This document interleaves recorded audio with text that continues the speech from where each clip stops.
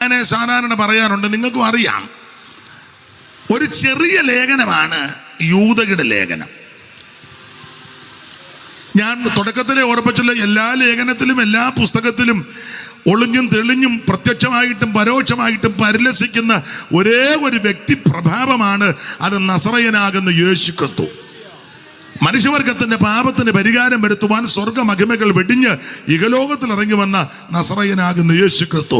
യേശു ക്രിസ്തു മാത്രമാണ് രക്ഷിതാവ്. അപ്പോൾ ഈ ലേഖനം ഒരു ചെറിയ ലേഖനമാണ്. നിങ്ങൾക്കറിയാം, ഒരു വേദ പഠിതാവ് ഈ ലേഖനത്തെ പറ്റി ഒരു പ്രയോഗം കൊടുത്തിരിക്കുന്നത്, ഈ യൂദയുടെ ലേഖനം പോസ്റ്റ് കാർഡാണ്. പോസ്റ്റ് കാർഡ് ഇല്ലൻ്റെ അല്ല, പോസ്റ്റ് കാർഡ്. പോസ്റ്റ് കാർഡ് ഒത്തിരി ഇല്ലല്ലോ. ഇല്ലൻറ്റിലെ ഒത്തിരി എഴുതും, ഒന്നും രണ്ട് മറുപേജ് 3 പേജ് 3 ഭാഗം അതെല്ലാം എഴുതി. പണ്ടൊക്കെ ഇല്ലൻ്റെ ആണെന്നല്ലോ, ഗൾഫിലോട്ടും അമേരിക്കയിലും ഒക്കെ അങ്ങനെ എഴുതുന്നത്. എഴുതി തീർന്നു കഴിഞ്ഞാലും ഒട്ടിച്ചു കഴിഞ്ഞ് പിന്നെ ഓർക്കുകയോ ഇന്ന കാര്യം എഴുതിയില്ല, സൈഡിൽ പിന്നെ ഒരിക്കൽ ഒരു വേണ്ടപ്പെട്ട ഒരാൾ എഴുതി എല്ലാം എഴുതി തീർന്ന് അത് ഒട്ടിച്ചും പോയി. പിന്നെ അത് ഇങ്ങനെ പൊക്കി വെച്ച് ഇടയിൽ എഴുതി വെച്ചേക്കുന്നു ഉണ്ടല്ലോ, ആ സൈഡിലൊക്കെ എഴുതും. ഇല്ലൻറ്റിലെ ഒത്തിരി എഴുതാം, പക്ഷേ പോസ്റ്റ് കാർഡ് ഒത്തിരി എഴുതാത്തില്ല, കുറച്ചേ ഉള്ളൂ. പക്ഷെ വളരെ പ്രയോജനമാണ്. മോനെ നീ അവിടെ അവിടെ ഇരുന്ന് എവിടെ പോവാ നീ? ഇവരെല്ലാവരും ഇവിടെ ഇരിക്കുകയല്ലോ, നീ അവിടെ ഇരിക്കേ. നിനക്ക് എന്തെങ്കിലും അത്യാവശ്യ കേസിന് പോവാന്നോ? എന്നാൽ പോട്ട് പെട്ടെന്ന് പോവാ. അല്ല അവൻ അവിടെ ഇരുന്ന് സാധിച്ചെങ്കിൽ പിന്നെ അല്ല പിള്ളേരങ്ങനെ തന്നെ ഞാൻ കാണിച്ചു തരാമെന്ന് പറഞ്ഞാൽ തീർന്നില്ലേ? അപ്പോൾ ഇത് ഈ യൂദയുടെ ലേഖനം ഒരു പോസ്റ്റ് കാർഡാണ്, ഇല്ലൻ്റെ അല്ല. അതിൻ്റെ കാരണം കൊരിന്ത്യർ ലേഖനവും റോമാലേഖനവും ഒക്കെ, കൊരിന്ത്യർ ലേഖനം 1-ാം ലേഖനം 16 അധ്യായമാണ്. പക്ഷെ യൂദയുടെ ലേഖനം പോസ്റ്റ് കാർഡാണ്, കുറച്ച് വാക്യമുള്ളു. എത്ര വാക്യമുണ്ട് മനുപാസ്റ്റ? 25 അല്ലേ? എടുക്ക 25 വാക്യം, 25 വാക്യമുള്ളൂ. അതാ പോസ്റ്റ് കാർഡാന്ന് പറഞ്ഞു. പക്ഷെ 25 വാക്യമേ ഉള്ളൂ എങ്കിലും ഞാൻ എപ്പോഴും പറയും, സകല വിഷയങ്ങളും ഈ ലേഖനത്തിലുണ്ട്. ആ ഭാഗത്തേക്ക് വരുന്നതിന് മുന്നേ ഈ ലേഖനം ആരാ എഴുതിയത്? യൂദയുടെ ലേഖനം മോൻസിപ്പാസ്റ്റർ ആരാ എഴുതിയത്? യൂദയുടെ ലേഖനം ആരാ എഴുതിയത്? മോൻസിപ്പാസ്റ്ററല്ലേ ആദ്യം വായിച്ച? പാസ്റ്റോട് തന്നെ യൂദായ ഇവർ പാസ്റ്റർ നോക്കിയിരിക്കുന്നു.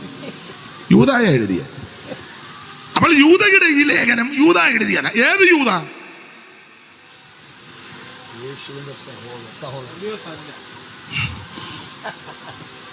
ഒന്നാം വാക്യം വായിച്ചേ, മൈക്കിൽ കൂടെ വായിച്ചോ. യേശുക്രിസ്തുവിന്റെ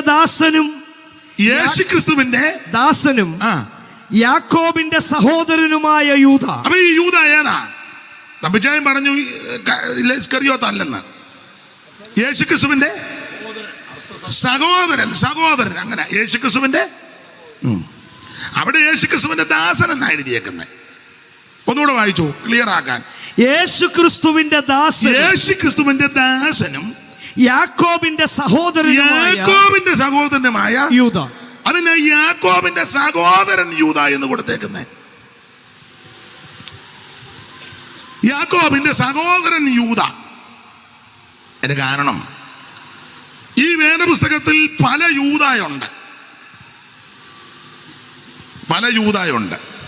നമ്മുടെ സഭകളിലും ഉണ്ട് പല യൂദ.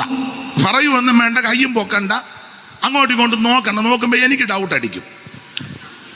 ഇപ്പൊ ഇരിക്കുന്നത് പോലെ ഇരുന്നാൽ മതി. പാസ്റ്റർ അവൻ്റെ കാര്യമാണ് പറഞ്ഞത്. അതൊക്കെ അവനും അറിയാം, എനിക്കും അറിയാം, അടുത്ത് അറിയാവുന്നവർക്കും അറിയാം. അപ്പൊ പല യൂദായുണ്ട് ഈ വേദപുസ്തകത്തിൽ. ഇവിടെ ക്ലിയർ ആക്കണം, കാരണം യാക്കോബിന്റെ സഹോദരനായ യൂദ.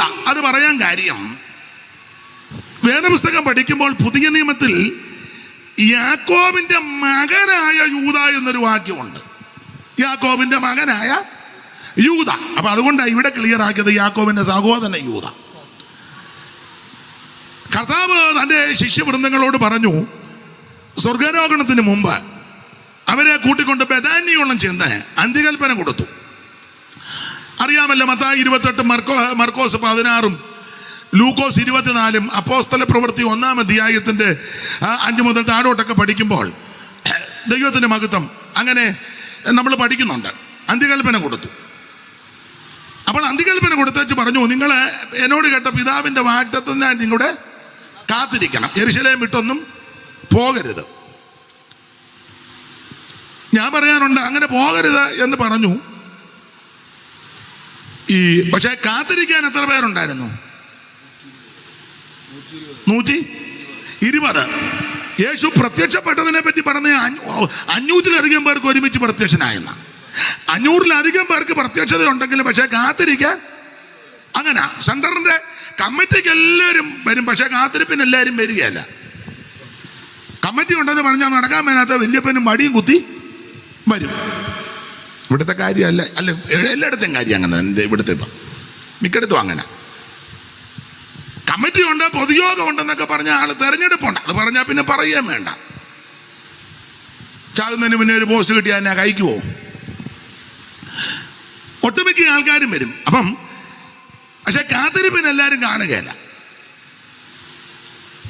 അല്ല, പണ്ട് ഉണ്ണിച്ചായം പറഞ്ഞ കാര്യം കടമെടുത്ത് പറയുക, കമ്മിറ്റി കാത്തിരിപ്പിനും വരികയില്ല, കാത്തിരിപ്പ് കമ്മിറ്റിക്കും വരികയില്ലെന്ന് ഞാൻ പറഞ്ഞതല്ല. കർത്താവിൽ നിന്ന് പ്രാപിച്ച KM ജോസഫ് അവറുകൾ പറഞ്ഞതാ, എൻ്റെ ഒങ്ങായിക്ക് പിടിക്കരുത്. അപ്പൊ 500-ലധികം പേർക്ക് ഒരുമിച്ച് പ്രത്യക്ഷനായി, പക്ഷെ കാത്തിരിക്കാൻ 120 പേരേ ഉള്ളൂ. എല്ലായിടത്തും ഇതൊക്കെ തന്നെ.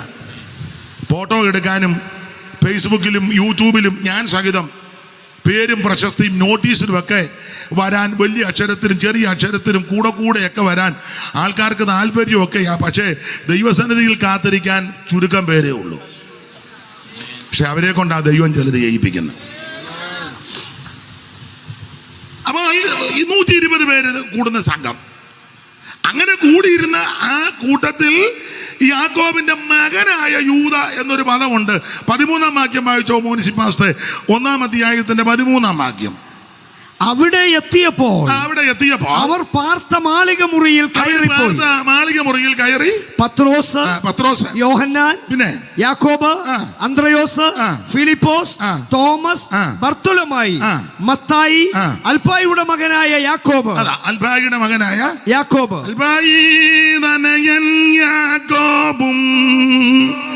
യാക്കോബിൻ പ്രാതാവാകും. അത് വേറൊരു ചൊല്ല. ഇവിടെ അൽഫായിയുടെ മകനായ യാക്കോബ്, പിന്നെ എരിവുകാരനായ ശിമോൻ, പിന്നെ യാക്കോബിന്റെ മകനായ യൂദ. അതാ അപ്പറെ ക്ലിയർ ആക്കിയത്. ഇവിടെ വായിക്കുന്നത് യാക്കോബിന്റെ മകനായ യൂദ. അതുകൊണ്ടാണ് ഈ യൂദ ലേഖനം എഴുതിയപ്പോൾ എഴുതി യാക്കോബിന്റെ സഹോദരന. അതിനാ ചിലക്ക് അപ്പനെയും മോനെയും കണ്ടാ അറിയാൻ മേല. അങ്ങനെയുള്ള അപ്പനേതാ അമ്മയാണ്, അപ്പനെ കയറി അളിയാന്ന് വിളിക്കുന്ന പിള്ളേരുണ്ട്. ഇപ്പോഴത്തെ പിള്ളേർ ചിലരങ്ങനെ. അപ്പന്മാരും കേൾക്കും, എന്തുകൊണ്ട് അളിയാ തിരിച്ച്. അപ്പനേതാ, അളിയനേതാ, അമ്മയേതാ, ചേട്ടത്തി അമ്മയേതാ. മൂത്ത സ്ത്രീകളോട് എങ്ങനെ ഇടപെടണം, ഇളയ സ്ത്രീകളോട് എങ്ങനെ ഇടപെടണം, പ്രായമുള്ളവരോട് എങ്ങനെ ഇടപെടണം, പിതാക്കന്മാരോട് എങ്ങനെ ഇടപെടണം, സഭയിൽ സീനിയറായ കർത്തൃദാസന്മാരോട് എങ്ങനെ ഇടപെടണം, ഇതൊന്നും അറിയത്തില്ല ചിലർക്ക്. എൻ്റെ അമ്മ കൂടെ പറയുമായിരുന്നു. അമ്മ മരിച്ചു പോയെങ്കിലും അമ്മ പറഞ്ഞ ചില കാര്യമൊക്കെ നല്ല കണക്കിനുള്ള കാര്യമാണ്. അപ്പം അമ്മ, നിങ്ങളുടെ അമ്മയും പറഞ്ഞിട്ടുണ്ട്, എൻ്റെ അമ്മ പറഞ്ഞിട്ടുണ്ട്, എടാ തെങ്ങിനും കമങ്ങിനും ഒരു തളാപ്പുമായിട്ട് നടക്കരുതെന്ന്. ഞാനത് എപ്പോഴും ഓർക്കും. തെങ്ങൽപ്പം കൂടെ വണ്ണമുള്ളതാണ്, കമങ്ങിന് അത്രയും വണ്ണമില്ല. തെങ്ങ കയറുന്ന തളാപ്പുമായിട്ട് കമുക കയറി അവസാനം താഴോട്ട് വരുമ്പോൾ നെഞ്ചു വരെയും.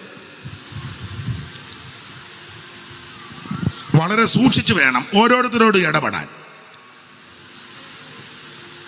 വിഷയം വേറെയാണെങ്കിലും പദം നല്ലതാ. ഓരോരുത്തരും താൻ്റെ നിരയിൽ അത്രയും. അപ്പൊ ചെറുക്ക് അപ്പനേതാ അമ്മയേതാ ചേട്ടനേതാ ഒന്നും അറിയത്തില്ല. സഭയിൽ പ്രായമുള്ള പിതാക്കന്മാർ കാണും, പ്രായമുള്ള അമ്മമാര് കാണും. അവരോട് ആ രീതിയിൽ ഇടപെടണം, ബഹുമാനിക്കണം. ഞാൻ ഞങ്ങളുടെ സഭയിലൊക്കെ പറയും, പ്രായമുള്ള ഒരാൾ ഭക്ഷണം കഴിക്കാൻ വന്നാൽ അവരോട് പറയണം, അപ്പച്ചൻ അവിടെ ഇരിക്കുക, അല്ലെ അമ്മച്ചി അവിടെ ഇരിക്കുക, എടുത്തുകൊണ്ട് തരാം. ഇത് അവരെ തട്ടിയിട്ടാച്ചാ നമ്മൾ പോയിരുന്ന് കഴിക്കുന്നത്. നമുക്ക് സമയമില്ലല്ലോ. എന്നെ എല്ലാവരും ഇങ്ങനെ പമ്മിയിരിക്കുന്നേ. അവിടെ ഇരിക്കും, കൊണ്ടുതരാം. എന്തുവാ വേണ്ടത്? കൊണ്ടുതരാം. ശുശ്രൂഷിക്കാം. അതാ ശുശ്രൂഷ എന്ന് എല്ലാവരും നോക്കുന്നത് സ്റ്റേജൊക്കെ ഒരു പ്രസംഗിക്കുന്ന മാത്രമാണോ? ശുശ്രൂഷയാ, പക്ഷേ അതിലും വലിയ ശുശ്രൂഷയാണ്. അവരുടെ ഹൃദയം ഒന്ന് തണുക്കും, അത് നിനക്ക് ഗുണമാവും. മനസ്സിലായോ? അത് ഇടയ്ക്ക് കയറി പറഞ്ഞതേ ഉള്ളൂ, പ്രായമുള്ളവരെയൊന്നും ബഹുമാനിക്കാത്ത കാലമാണ്. തന്നെയിലിപ്പോൾ സഭകളിലാണെങ്കിലും പ്രായമുള്ള ദൈവദാസന്മാരെ പോലും ഇപ്പോഴത്തെ ഞാൻ എന്നെയും കൂടെ പ്രതിയാക്കി ചെറുപ്പക്കാർക്കൊന്നും ഇഷ്ടം. നമ്മൾ ചോദിക്കുക, ഏതാ പറ്റ? ഏതാന്ന്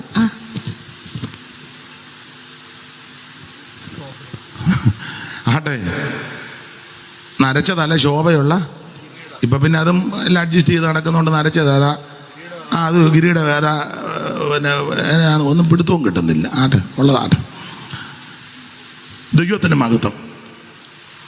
അപ്പം അപ്പനേതാ മോനേതാന്ന് ചിലർക്ക് അറിയത്തില്ല.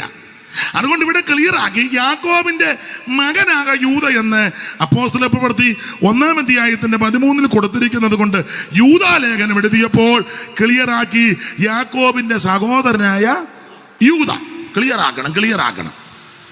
ഉപദേശിമാരോടൊക്കെ ഞാൻ പറയും, പ്രാർത്ഥനയ്ക്ക് ആൾക്കാരുടെ പേര് പറയുമ്പോൾ ക്ലിയർ ആയിട്ട് പറയണം. ഈയിടെ ഞാൻ പറഞ്ഞ് ഇന്നയാൾ പ്രാർത്ഥിക്കാന്ന് പറഞ്ഞു, വേറൊരു അമ്മ കയറി അങ്ങ് പ്രാർത്ഥിച്ചു. ഉറങ്ങുകയായിരുന്നോ ശ്രദ്ധിക്കാഴിയാന്നോ? പിന്നെ പ്രാർത്ഥന ആയതുകൊണ്ട് നമുക്ക് കുഴപ്പമൊന്നുമില്ല. അപ്പത്തിന് നെയ്യ് കൂടുന്നതുകൊണ്ട് കുഴപ്പമൊന്നും ഇല്ലല്ലോ. ശ്രദ്ധിക്കുന്നില്ല ചിലര്. അപ്പം അത് ശ്രദ്ധിച്ച് വേണം കൈകാര്യം ചെയ്യാൻ. ഈ യൂദ യാക്കോബിന്റെ സഹോദരനായ യൂദ. അപ്പൊ യേശു ക്രിസ്തുവിന്റെ അർത്ഥ സഹോദരൻ എന്ന് പറഞ്ഞാൽ അമ്മ വന്ന ജനനം 2 വിധത്തിലാണ്. ക്രിസ്തുവേശുവിന്റെ തിരുപ്പറവയെ പറ്റി മത്തായി സുവിശേഷത്തിൽ വായിക്കുന്നത്, എല്ലാവരെയും ജനിപ്പിച്ചെന്ന് പറഞ്ഞു വരുമ്പോൾ അവൻ തിരുജനനത്തെ പറ്റി പറയുന്നത് അവിടുന്ന് ജനിച്ചു എന്ന. ആരും ജനിപ്പിച്ചതല്ല, വചനം ജഡമായി തീർന്നവനാണ്. അപ്പൊ ശ്രദ്ധിക്കുക, യേശുക്രിസ്തുവിനെ പ്രസവിച്ച അനന്തരം അമ്മ വീണ്ടും പ്രസവിച്ചു. അതുകൊണ്ട് വചനം പഠിക്കുന്ന, വചനം വിശ്വസിക്കുന്ന, വചനത്തിൽ അടിസ്ഥാനപ്പെടുന്നവര് മറിയം എന്ന് പറയുന്ന മാന്യ മഹതിയെ നിത്യകന്യകയായി അംഗീകരിക്കാത്ത, അമ്മയോട് ഇഷ്ടമില്ലാഞ്ഞിട്ടല്ല, നല്ല അമ്മയാ, വിവരമുള്ള അമ്മയാ, അന്തസ്സുള്ള അമ്മയാ, നല്ല അമ്മയാ, മാന്യ അമ്മയാ, ഭാഗ്യവതി എന്നെല്ലാവരും വാഴ്ത്തും. അതൊക്കെ നല്ല കാര്യമാണ്, ദൈവത്തിന് സ്തോത്രം. പക്ഷേ നിത്യകന്യകയല്ല. കാരണം നമ്മുടെ കർത്താവാകുന്ന യേശു ക്രിസ്തുവിനെ പ്രസവിച്ച അനന്തരം വീണ്ടും മക്കളെ അമ്മ പ്രസവിച്ചു. അതുകൊണ്ടൊരു പദവും ഇങ്ങനെ കൊടുത്തിട്ടുണ്ട്, ആദ്യജാതനെ. അപ്പൊ അതിൻ്റെ അർത്ഥം തന്നെ വേറെ ജാതന്മാർ പിന്നെയും ഉണ്ടായെന്ന് അതിൻ്റെ അത് സാമാന്യമായിട്ട് ചിന്തിക്കുന്നവർക്ക് മനസ്സിലാകും. തന്നെയല്ല, ക്രിസ്തുവേശുവിന് അർത്ഥ സഹോദരന്മാരുണ്ടായിരുന്നല്ലോ. മർക്കോസ് 6:3. അറിവുള്ള വാക്യമെങ്കിലും ഒന്ന് വായിച്ചു. മർക്കോസ് 6:3. നമുക്ക് അറിവുള്ള വാക്യം എങ്കിലും ഒന്ന് വായിച്ചു പെട്ടെന്ന്. ഇവൻ മറിയയുടെ മകനും യാക്കോബ്, യോസെ, യൂദ, ശിമോൻ എന്നവരുടെ സഹോദരനുമായ തച്ചനല്ലയോ? ഇവന്റെ സഹോദരികളും ഇവിടെ നമ്മോട് കൂടെ ഇല്ലയോ എന്ന് യേശുക്രിസ്തുവിനെ കൊച്ചാക്കാനും കൂടെ ഒക്കെ ആ ചില പ്രയോഗങ്ങളൊക്കെ കൊടുത്തിരിക്കുന്നത്. തച്ചന്റെ മകൻ, യോസേഫിന്റെ മകൻ എന്നങ്ങ് പറഞ്ഞാൽ മതി, എന്നാലും തൊഴിലും കൂടെ ചേർത്ത്. ഒരാളെ പറ്റി പറഞ്ഞു, പുള്ളി ഏതാന്ന് ചോദിച്ചു, പറഞ്ഞു മീൻ പിടിക്കാൻ പോയ കുട്ടന്റെ മോനാണ്.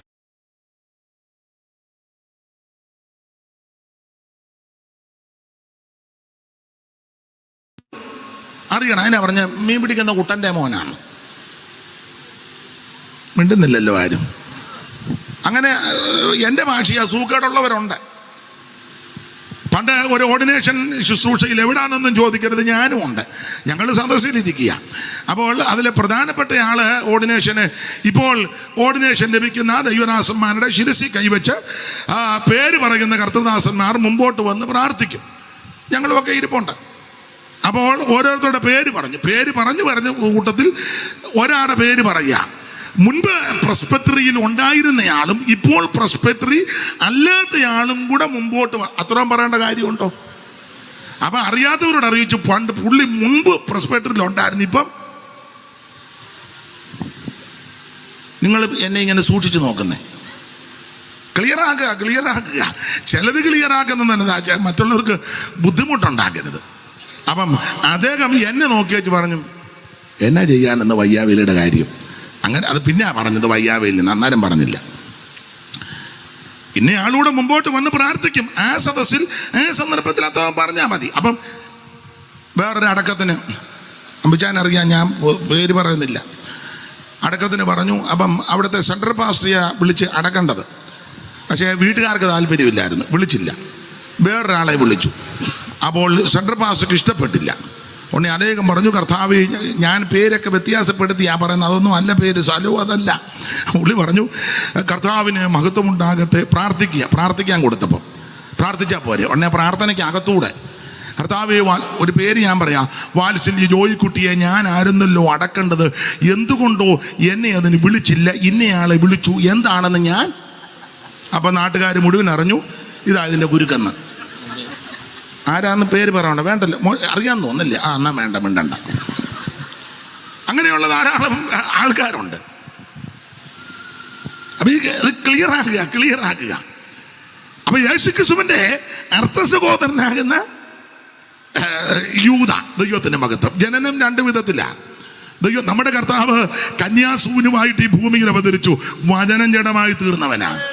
കന്യകാസുതനായി ധരയിൽ വന്നുദിച്ച ധന്യമിമാനുവൽ ഇവൻ താനേ. കന്യകാസുതനായി ധരയിൽ വന്നുദിച്ച ധന്യമിമാനുവൽ ഇവൻ താനേ. ഇവനെ ഇവനെ ഇവനെ ഇവനെ ക്രിസ്തേശുരക്ഷകൻ ഇവൻ താനേ. ഇവനെ ഇവനെ ഇവനെ ഇവനെ ക്രിസ്തേശുരക്ഷകൻ ഇവൻ താനേ. കുപിങ്ങിവനെ എന്നലറി ശത്രുഗണം ക്രൂശിപ്പാൻ കൊണ്ടു തോന്നും ഇവൻ താനേ. കുമിനിവനെ എന്നലറി ശത്രുഗണം ക്രൂശിപ്പാൻ കൊണ്ടു തോന്നും ഇവൻ താനേ. ഓ അതിൽ പറുദീസിൽ നാഥൻ വാക്കു ചൊന്ന നാരികിൻ സന്തതി ഇവൻ താനേ.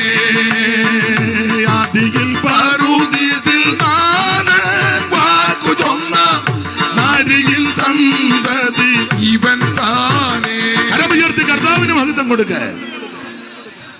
അപ്പോൾ യേശുക്രിസ്തുവിനെ പ്രസവിച്ച അനന്തരം അമ്മയ്ക്ക് വീണ്ടും മക്കളുണ്ട്. അതുകൊണ്ട് അവിടെ ഇവൻ മറിയയുടെ മകനും, അങ്ങനല്ലേ, മറിയയുടെ മകനും. യാക്കോബ്, യോസെ, യൂദ, ശിമോൻ എന്നവരുടെ സഹോദരനുമായ തച്ചനല്ലയോ. അങ്ങനെ ചില പ്രയോഗങ്ങളുണ്ട്. ദൈവത്തിന് മഹത്വം. അറിയാത്തവരെയും കൂടെ ഒന്ന് അറിയിക്കണം. അങ്ങനെയൊക്കെ അസുഖമുള്ള ആൾക്കാരുണ്ട്. അറിയാത്തവർക്ക് കൂടെ ഒന്നുകൂടെ ഞാൻ രണ്ട് ഉദാഹരണം പറഞ്ഞല്ലോ. വേറെ ഉണ്ട് എൻ്റെ കയ്യിൽ, ഇപ്പം സമയമായതുകൊണ്ട് എല്ലാം പറയുന്നില്ല, രണ്ട് മതിയല്ലോ, അത് തന്നെ ധാരാളം.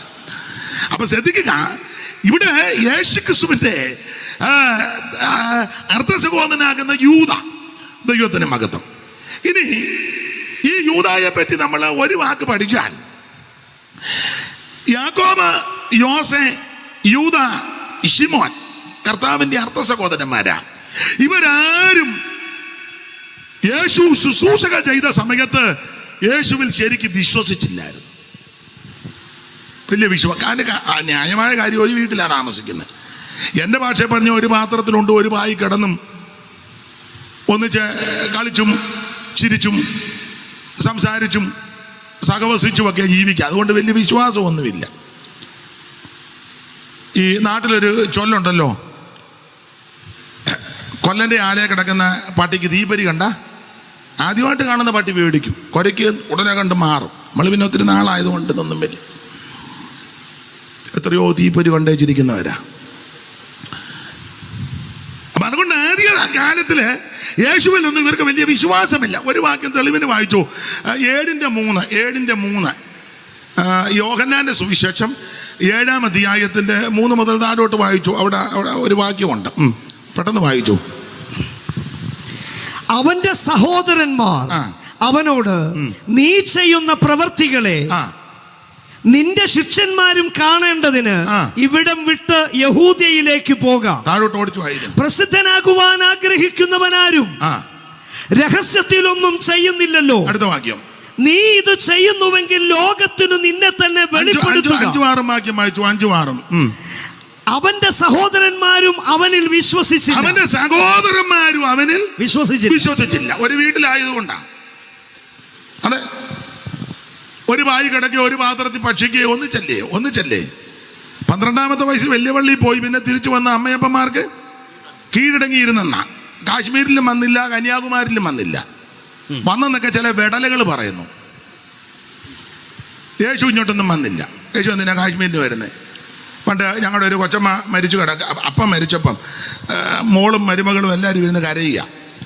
അപ്പം സ്വന്തം മകൾ കരയുന്നില്ല, മരുമകൾ കരയുന്നുണ്ട്, പിന്നെ വേറെ ആൾക്കാരുന്നുണ്ട്. അപ്പം ഞങ്ങളുടെ ഒരു കൊച്ചമ്മ ചോദിച്ചു, പേര് ചോദിച്ചു, വേണ്ടമേ നിനക്ക് കരച്ചിലൊന്നും വരുന്നില്ല, സ്വന്തം അപ്പം മരിച്ചു കിടക്കുക. അപ്പം മോള് കരയുന്നില്ല. അപ്പം ഞങ്ങളുടെ ചോദിച്ചു, നിനക്ക് കരച്ചിലൊന്നും വരുന്നില്ല. അവർ പറഞ്ഞു, ഞാനെന്തിനു കരയുന്നു, മേരി കരയട്ടെന്ന്. അതിന് കാരണമുണ്ട്, മേരി ഈ കിടക്കുന്ന അപ്പൻ്റെ മരുമകളാണ്. അപ്പം ഈ തന്ത എവിടെയെങ്കിലും പോയി 10 രൂപ കിട്ടുകയോ ഒരു ഇച്ചിരി പഴം കിട്ടുകയോ എന്ത് കിട്ടിയാലും, ഒരു ചേനയോ ചേമ്പോ ആരിലോ കൊടുക്കുക. അന്നത്തെ കാലമൊക്കെ അങ്ങനല്ലേ. ഇച്ചിരി മീൻ കിട്ടുകയോ അരി കിട്ടുമോ എന്ത് കിട്ടിയാലും, അല്ലെ ഇപ്പോൾ ജോലി ചെയ്ത് 10 പൈസ കിട്ടിയാൽ അതെല്ലാം ഈ മരുമകളുടെ കയ്യിലാണ് കൊടുക്കുന്നത്. മേരി എന്നാ മരുമകളുടെ പേര്. സ്വന്തം മകള് തൊട്ടിപ്പറ ഒരു വീട് വെച്ച് താമസിക്കുക, അവക്കൊന്നും കൊടുക്കുകയില്ല. അങ്ങനെ ഇരിക്കുമ്പോഴാണ് ഇയാൾ ചത്തത്. മകളല്ലേ എന്ന് ഓർത്ത് അവരും ഡെഡ് ബോഡിയുടെ അടുത്തിരിക്കുക. അപ്പം ഞാൻ ഇങ്ങനെ ഇരിക്കുക. അപ്പം ഞങ്ങളുടെ ഒരു കൊച്ചമ്മ ചോദിച്ചു, നിനക്ക് പെണ്ണമ്മേ നിനക്ക് കരച്ചിലൊന്നും? പിന്നെ അവർ പറയുന്നത്, ഞാനെന്തിനു കരുതുന്നത്, മേരി കരയട്ടെന്ന്. കാരണം ജീവിച്ച കാലത്തെല്ലാം കൊണ്ട് കൊടുത്തത് മേരിക്ക്, അവളല്ലേ മേടിച്ച് തിന്നത്, അവൾ കരയട്ടെ, ഞാൻ എന്തിനാ ഇത് കരയുന്നെന്ന്. അവർ കരഞ്ഞുമില്ല കേട്ടോ. അത് വേറൊരു വിഷയം. എന്ന് പറഞ്ഞതുപോലെ ഞാൻ നിങ്ങളോടങ്ങ് പറയുക, മനസ്സിലായി കാണും. അവന്റെ സഹോദരന്മാരും അവനിൽ വിശ്വസിച്ചില്ല. വിശ്വസിക്കാതിന്റെ കാര്യം ഇതാ. അപ്പോൾ അമ്മയപ്പന്മാർക്ക് കീഴടങ്ങിയിരുന്നു, ഒന്നിച്ച് താമസിക്കുക, വിശ്വസിച്ചില്ല. എന്നാൽ ഇടയ്ക്ക് കയറി പറയാം, നമ്മുടെ കർത്താവാകുന്ന യേശുക്രിസ്തു തിരുവെടുത്ത് പറഞ്ഞതുപോലെ കഷ്ടാനുഭവങ്ങളിൽ കൂടി കടന്നുപോയി. അവിടുന്ന് തിരുവെടുത്ത് പറഞ്ഞതുപോലെ ജനിച്ചു, തിരുവെടുത്ത് പറഞ്ഞതുപോലെ അവിടെ ജീവിച്ചു, തിരുവെടുത്ത് പറഞ്ഞതുപോലെ ശുശ്രൂഷകൾ ചെയ്തു, തിരുവെടുത്ത് പറഞ്ഞതുപോലെ അവൻ പങ്കപ്പാടുകൾ സഹിച്ചു, തിരുവെടുത്ത് പറഞ്ഞതുപോലെ അവിടുന്ന് മരിച്ചു, തിരുവെടുത്ത് പറഞ്ഞതുപോലെ അവിടുന്ന് അടക്കി, തിരുവെടുത്ത് പറഞ്ഞതുപോലെ അവിടുന്ന് ഉയർത്തു. Price the Lord. ഇതെല്ലാം തിരുവെടുത്ത പ്രകാരമാണ്. അങ്ങനെ ഉയർത്ത് കഴിഞ്ഞ കൂട്ടത്തിൽ യേശുക്രിസ്തു ഇവരുടെ സഹോദരൻ യാക്കോബിന് പ്രത്യക്ഷപ്പെട്ടു. അങ്ങനെ പ്രത്യക്ഷപ്പെട്ടപ്പോൾ നാടൻ ഭാഷ പറഞ്ഞാൽ കളി മാറി. വിശ്വസിക്കാത്ത സഹോദരന്മാരല്ല അതോടെ വിശ്വസിച്ചു. ജീവിച്ചിരുന്നപ്പോഴൊന്നും വിശ്വസിച്ചില്ല, അംഗീകരിക്കുന്നില്ല. നമ്മുടെ ബ്രദറാ. നമ്മൾ യേശു ഞങ്ങളുടെ അപ്പന്മാർ 2, ഇന്നലെ എൻ്റെ അമ്മ ഞങ്ങളൊരു വയറ്റിൽ നിന്ന് വന്നതാ, പുള്ളി ശുശ്രൂഷ. പുള്ളി ഇങ്ങനെ പെന്തിക്കോസില, കുഴപ്പമൊന്നുമില്ല. അങ്ങനെയൊക്കെ ഒരു പരുവത്തിന് നിൽക്കുക. നമ്മൾ അങ്ങനെയൊക്കെ ചോദിക്കുമല്ലോ, ചേട്ടൻ പുള്ളി ഇങ്ങനെ പെന്തിക്കോസ്, കുഴപ്പമോ ശല്യമൊന്നുമില്ല. അച്ചായനോ എനിക്ക് തോന്നുന്നു താല്പര്യം, ഞങ്ങൾ കുടുംബക്കാരാ. അപ്പോൾ അതോ ആ കുടുംബത്തിൽ പറക്കാത്തവരാ. അങ്ങനെയൊക്കെയുള്ള ആൾക്കാരുണ്ട്. ഇത് ഈ ടൈപ്പായിരുന്നു അന്നും. അപ്പൊ ആരംഭ സമയത്ത് യേശുവിൽ വിശ്വസിക്കുന്നില്ല, അംഗീകരിക്കുന്നില്ല. പക്ഷേ മരിച്ച ഉയർത്ത യേശുക്രിസ്തു ശിഷ്യവൃന്ദങ്ങൾക്ക് പ്രത്യക്ഷപ്പെട്ടു. ആദ്യം മറിയയ്ക്കാ പ്രത്യക്ഷപ്പെട്ട. പക്ഷെ അവിടെ ഒരു വിഷയം തെളിയിക്കാൻ ആദ്യം കേബാവിൻ എന്ന 15-ാം അധ്യായത്തിന്റെ 3 എഴുതിയേക്കുന്നത് വായിച്ചോ മുനിസിപ്പാസ്റ്റേ? കൊരിന്ത്യർക്ക് എഴുതിയ 1-ാം ലേഖനം 15-ാം അധ്യായത്തിന്റെ 3 മുതൽ വായിച്ചു. ആദ്യം കേബാവിൻ എന്നൊരു വിഷയം തെളിയിക്കാൻ അവിടെ വെളിപ്പെട്ടു. ആദ്യം മറിയയ്ക്കാ പ്രത്യക്ഷപ്പെട്ടത്. നമ്മുടെ പാപങ്ങൾക്ക് വേണ്ടി തിരുവെഴുത്തുകളും പ്രകാരം മരിച്ചു അടക്കപ്പെട്ടു. നമ്മുടെ പാപങ്ങളുടെ പരിഹാരം വരുത്തുവാൻ വേണ്ടി തിരുവെഴുത്തുകളും പ്രകാരം മരിച്ച്, തിരുവെഴുത്തുകളും പ്രകാരം 3-ാം നാൾ മരിച്ച് അടക്കപ്പെട്ട്, തിരുവെഴുത്തുകളും പ്രകാരം ഉയർത്തെഴുന്നേറ്റ് 3-ാം നാള് ഉയർത്തെഴുന്നേറ്റ്. അവിടെ വായിക്കുന്ന ആദ്യം കേബാവിന് പ്രത്യക്ഷപ്പെട്ടെന്ന, ആദ്യം മറിയയ്ക്കാം. മേദ്യനുയായികൾക്കും പ്രത്യക്ഷമായി പ്രിയ ദിനമോദി, മേദ്യനുയായികൾക്കും പ്രത്യക്ഷമായി പ്രിയ ദിനമോദി, ഉയർത്തെഴുന്നേറ്റൊരു വാർത്ത മത്സോദരവൃന്ദത്തോടറിയിക്കുവി, ഉയർത്തെഴുന്നേറ്റൊരു വാർത്ത മത്സോദരവൃന്ദത്തോടറിയിക്കുവി. സ്വർലോകരാജൻ സ്വർലോകരാജൻ സ്വർലോകരാജൻ, ഓ സ്വർലോകരാജൻ സ്വർലോകരാജൻ സ്വർലോകരാജൻ, വാതിലടച്ചിരിക്കെ മധ്യത്തിലെ ശുഭനാജ്ഞ നൽകി, വാതിലടച്ചിരിക്കെ മധ്യത്തിലെ ശുഭനാജ്ഞ നൽകി. അഞ്ചിടാതെ നിങ്ങൾ ധൈര്യപ്പെട്ടിടുവിൻ എന്ന് ഞാൻ കൂടെയുണ്ട്. അഞ്ചിടാതെ നിങ്ങൾ ധൈര്യപ്പെട്ടിടുവിൻ എന്ന് ഞാൻ കൂടെയുണ്ട്. ഓ സ്വർലോകരാജൻ സ്വർലോകരാജൻ സ്വർലോകരാജൻ, ഓ സ്വർലോകരാജൻ സ്വർലോകരാജൻ സ്വർലോകരാജൻ. അപ്പൊ ഇവിടെ വിഷയം തെളിയിക്കാൻ പറഞ്ഞ ആദ്യം കേബാവിന്, പിന്നെ ആദ്യം കേബാവിനും പിന്നെ 12 പ്രത്യക്ഷനായി. അടുത്തത് എന്നിങ്ങനെ ഞാൻ ഗ്രഹിച്ചത് തന്നെ നിങ്ങൾക്ക് ആദ്യമായി ഏൽപ്പിച്ചു തന്നുവല്ലോ. അനന്തരം 500-ലധികം സഹോദരന്മാർക്ക് ഒരുമിച്ച് പ്രത്യക്ഷപ്പെട്ടു. 500-ലധികം ഒന്നിച്ച് പ്രത്യക്ഷപ്പെട്ടു. അവര് മിക്കപേരും ഇന്നുവരെ ജീവനോടിരിക്കുന്നു. ഈ ലേഖനം എഴുതുന്ന സമയത്ത് ജീവനോടിരിക്കുന്നു. അടുത്തത് ചിലരോ നിദ്ര പ്രാപിച്ചിരിക്കുന്നു. അടുത്തത് അനന്തരം അവൻ യാക്കോബിനും പിന്നെ അപ്പോസ്തലന്മാർക്കും എല്ലാവർക്കും പ്രത്യക്ഷനായി. ഒടുവിൽ അകാല പ്രജ പോലുള്ള എനിക്കും പ്രത്യക്ഷനായി. പറഞ്ഞ നിങ്ങൾ ശ്രദ്ധിച്ചോ, അവൻ പ്രത്യക്ഷപ്പെട്ട് യാക്കോബിനും പ്രത്യക്ഷപ്പെട്ടു. യാക്കോബിന് പ്രത്യക്ഷപ്പെട്ടപ്പോൾ എന്റെ ഭാഷയാ കളി മാറി. യാക്കോബ് ചെന്ന് യോസയോടും ശിമോനോടും യൂദയോടും പറഞ്ഞ്, കൊച്ചേട്ടാ നമ്മൾ ഉദ്ദേശിക്കുന്നത് പോലൊന്നും അല്ല, സ്തോത്രം, ആള് ദൈവമാന്ന് പറഞ്ഞു. സ്തോത്രം. ഇപ്പോഴും അങ്ങനെ ചിലരെയൊക്കെ ദൈവങ്ങളെന്ന് പറയുന്നുണ്ട്. ആരാ? തങ്കമ്മ, തങ്ക ദൈവം. കോട്ടയം തിരുവാതിക്കല്ലാണ് ദൈവം തങ്ക. ആർക്ക് പ്രത്യക്ഷപ്പെട്ടിട്ട്? അപ്പം ഞാൻ അവിടെ ഒരു യോഗത്തിന് പോയപ്പോൾ ചോദിച്ചു, എവിടാ പോകുന്ന യോഗത്തിന്? ഞാൻ പറഞ്ഞു ഇന്നത് വീട്ടില്ല. ഓ, ദൈവം തങ്കയുടെ വീട്ടില്ല. തള്ളയാത്ത് പോയി. കോട്ടയം തൊണ്ടായിരുന്നു ശാന്തമ്മ ദൈവം. ചെന്നാമറ്റത്ത് പുത്തങ്കണ്ടത്തിലെ കുഞ്ഞോൻചാൻ്റെ വീടിനടുത്താ ശാന്തമ്മ. പേര് പോലും ഒരു സുഖമില്ല, ശാന്തമ്മ. തിരുവനന്തപുരത്ത് ഇഷ്ടം പോലെ പെണ്ണുങ്ങളെല്ലാം ദൈവം കളിക്കുക, കൊള്ളാം. താറമാച്ച് നിന്നങ്ങ് ദൈവം കളിക്കുക.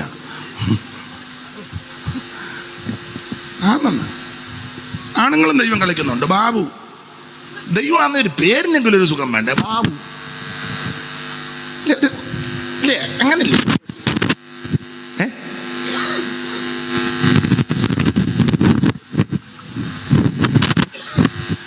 അപ്പൊ നിങ്ങളൊരു കാര്യം ശ്രദ്ധിക്കണം. നമ്മുടെ കർത്താവാകുന്ന ക്രിസ്തുയേശു പ്രത്യക്ഷപ്പെട്ട് യാക്കോബിന് പ്രത്യക്ഷപ്പെട്ടപ്പോ കളി മാറി. യാക്കോബ് ചെന്ന് പറഞ്ഞു, നമ്മൾ ഉദ്ദേശിക്കുന്നത് പോലല്ല, നമ്മുടെ അമ്മ പ്രസവിച്ച നമ്മുടെ സഹോദരൻ യേശു ക്രിസ്തു ദൈവമാ. ഞാനൊരു കാര്യം നിങ്ങളോട് പറയാം, എല്ലായിടത്തും ഞാൻ പറയുന്ന കാര്യം ഒന്നുകൂടെ പറയാം. ഇവിടെ കിടന്ന് മസിലും പിടിക്കണ്ട, ഇവിടെ കിടന്ന് ബഹളവും ഉണ്ടാക്കണ്ട, ഒന്നും ചെയ്യണ്ട. നിന്റെ അയലത്തുള്ളവന് യേശു പ്രത്യക്ഷപ്പെടാനെന്ന് പ്രാർത്ഥിര്. മസിൽ പിടുത്തം ഒന്നും വേണ്ട. ഞാൻ എല്ലാ ഇടങ്ങളിലും പറയാ, നമ്മൾ എന്തിനെ കിടന്ന് മസിൽ പിടിക്കുന്നത്? ഒറ്റ കാര്യം ദൈവത്തോട്, കർത്താവേ അവിടുന്ന് ദൈവമാ, എൻ്റെ സമീപത്ത് പാർക്കുന്ന ആ മാന്യ സഹോദരന് അവിടുന്ന് ഒന്ന് പ്രത്യക്ഷപ്പെടണമേ. എൻ്റെ ഇടത്തും വലത്തും താമസിക്കുന്ന വ്യക്തിക്ക് അവിടുന്ന് ഒന്ന് പ്രത്യക്ഷപ്പെടണമേ. ദൈവത്തിന് മഹത്വം. അയ്യോ, എൻ്റെ കുടുംബത്തിൽപ്പെട്ടവർക്ക്, ചാർച്ചയിൽപ്പെട്ടവർക്ക് അവിടുന്ന് ഒന്ന് പ്രത്യക്ഷപ്പെടണം. ഇന്ന് രാത്രി ഞാനൊരു കാര്യം ഉറപ്പിച്ചും തറപ്പിച്ചും വചനത്തിന്റെ അടിസ്ഥാനത്തിൽ പറയാ, അങ്ങനെ ഒന്ന് പ്രത്യക്ഷപ്പെട്ടാൽ കളി മാറും. ഞാൻ എൻ്റെ വ്യക്തിപരമായി പറയാ, അയ്യോ, കേരളത്തിലെ ബഹുമാനപ്പെട്ട മുഖ്യമന്ത്രി പിണറായി വിജയൻ അദ്ദേഹത്തിന് യേശു ഒന്ന് പ്രത്യക്ഷപ്പെടട്ടെ. ബഹുമാനപ്പെട്ട മുഖ്യമന്ത്രിക്ക് യേശു ഒന്ന് എൻ്റെ ആഗ്രഹമാണ്. എൻ്റെ ഭാഷ പറയാൻ കളി മാറും. ഇന്ത്യയുടെ ബഹുമാനപ്പെട്ട പ്രധാനമന്ത്രി നരേന്ദ്രമോദി, അദ്ദേഹത്തിന് യേശു ഒന്ന് പ്രത്യക്ഷപ്പെടട്ടെ. സുപ്രീം കോടതി ചീഫ് ജസ്റ്റിസിന് യേശു ഒന്ന് പ്രത്യക്ഷപ്പെടട്ടെ. MLA-മാർക്കും MP-മാർക്കും ഭരണാധികാരികൾക്കും ഒക്കെ യേശു ഒന്ന് പ്രത്യക്ഷപ്പെടട്ടെ. ഹൈന്ദവ സ്നേഹിതൻ അദ്ദേഹത്തിന് യേശു പ്രത്യക്ഷപ്പെടട്ടെ. മുസ്ലിം സഹോദരങ്ങൾ യേശു ഒന്ന് പ്രത്യക്ഷപ്പെടട്ടെ. അയ്യോ, നിരീശ്വരവാദി കാണും, അങ്ങനെയുള്ളവരുമുണ്ട്. അയ്യോ ഇല്ലെന്ന് അങ്ങനെ പറയട്ടെ, പക്ഷേ യേശു ഒന്ന് പ്രത്യക്ഷപ്പെടട്ടെ, സ്ഥിതി മാറും. നമ്മൾ ഒത്തിരി മസിലൊന്നും പിടിക്കണ്ട. ഇത് നമ്മളെ എന്ത് മസിൽ പിടുത്തമാണെന്നറിയോ? സ്തോത്രം. അതിനെന്തെല്ലാം ചിലർ കുറുക്ക് വഴിയൊക്കെ കണ്ടുപിടിച്ചിട്ടുണ്ട്. കുറുക്ക് വഴി അതെല്ലാം ഇപ്പം മൈക്ക് കൂടെ പറയാനൊക്കത്തില്ല. കുറുക്ക് വഴി. അയ്യോ, ആത്മാർത്ഥമായിട്ടൊന്ന് പ്രാർത്ഥിച്ചാൽ മതി. ആ വ്യക്തിക്ക് സുവിശേഷ വിരോധികളുണ്ട്, മതഭ്രാന്തന്മാരുണ്ട്, അവർക്ക് യേശു ഒന്ന് പ്രത്യക്ഷപ്പെടട്ടെ. അതിനെ പ്രത്യക്ഷപ്പെടുകയില് അവിടുന്ന് പ്രത്യക്ഷപ്പെടും. ഇന്ന് രാത്രിയിലും പ്രത്യക്ഷപ്പെടുവാൻ ശക്തിയുള്ളവനാ. നിന്റെ മുറിക്കകത്ത് യേശു പ്രത്യക്ഷപ്പെടും. നീ ഏകയായിട്ടിരിക്കുമ്പോൾ യേശു നിനക്ക് പ്രത്യക്ഷപ്പെടും. അവിടുന്ന് ഒരു വിഭാഗത്തിന്റെ ദൈവമല്ല, അവിടുന്ന് മുഴുലോകത്തിന്റെ ദൈവമാ. ഒരു സംഘടനയുടെ ഒരു സമൂഹത്തിന്റെ മാത്രമല്ല, യേശുക്രിസ്തു മുഴുലോകത്തിന്റെ ദൈവമാ. ഇന്ന് രാത്രി സ്നേഹിത സുഹൃത്ത്, ദൈവത്തോട് പ്രാർത്ഥന, എൻ്റെ യേശുവേ അവിടുന്ന് ദൈവമാ, എനിക്കൊന്ന് പ്രത്യക്ഷപ്പെടണം. ഇന്ന് രാത്രി നീ ആര് പറയാറ് മുഴങ്കാലിന്മേൽ ഇരുന്ന് ദൈവത്തോട് കരഞ്ഞ് പ്രാർത്ഥിച്ചാൽ ഈ രാത്രി യേശു നിനക്ക് പ്രത്യക്ഷപ്പെടും. Praise the Lord, praise the Lord. യാക്കോബിന് പ്രത്യക്ഷപ്പെട്ടപ്പോ കളി മാറി. അതോടുകൂടെ എൻ്റെ ഭാഷയാ, കുടുംബാന്തരീക്ഷം മാറി.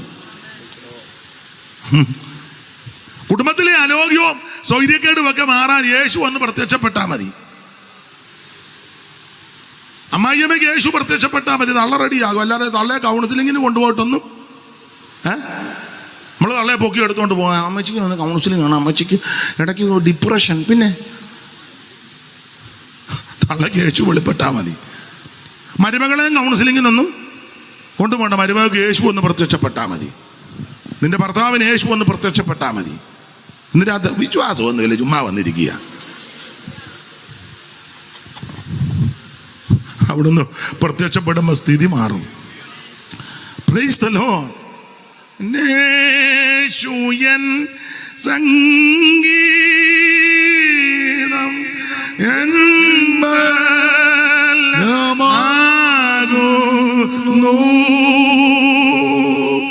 താൻ ജീവന്റെ കിരീടം എനിക്കു തരുന്നു. എന്നെ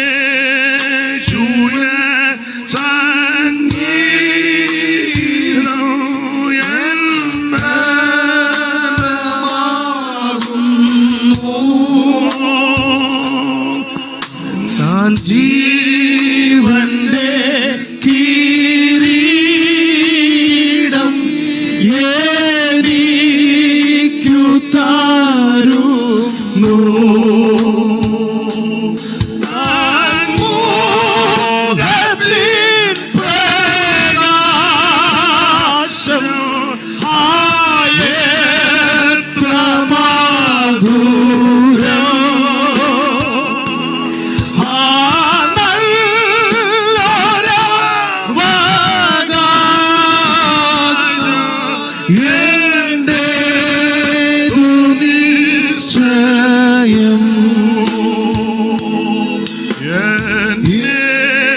യേശുവേ സംഗീതം എൻ ബലമാകുന്നു.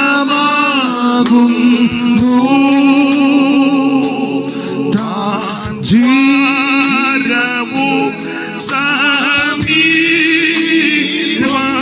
നേരം ഉണരുന്നു. ദിവ്യമഹത്വത്തോടെ താൻ വെളിപ്പെട്ടിടും.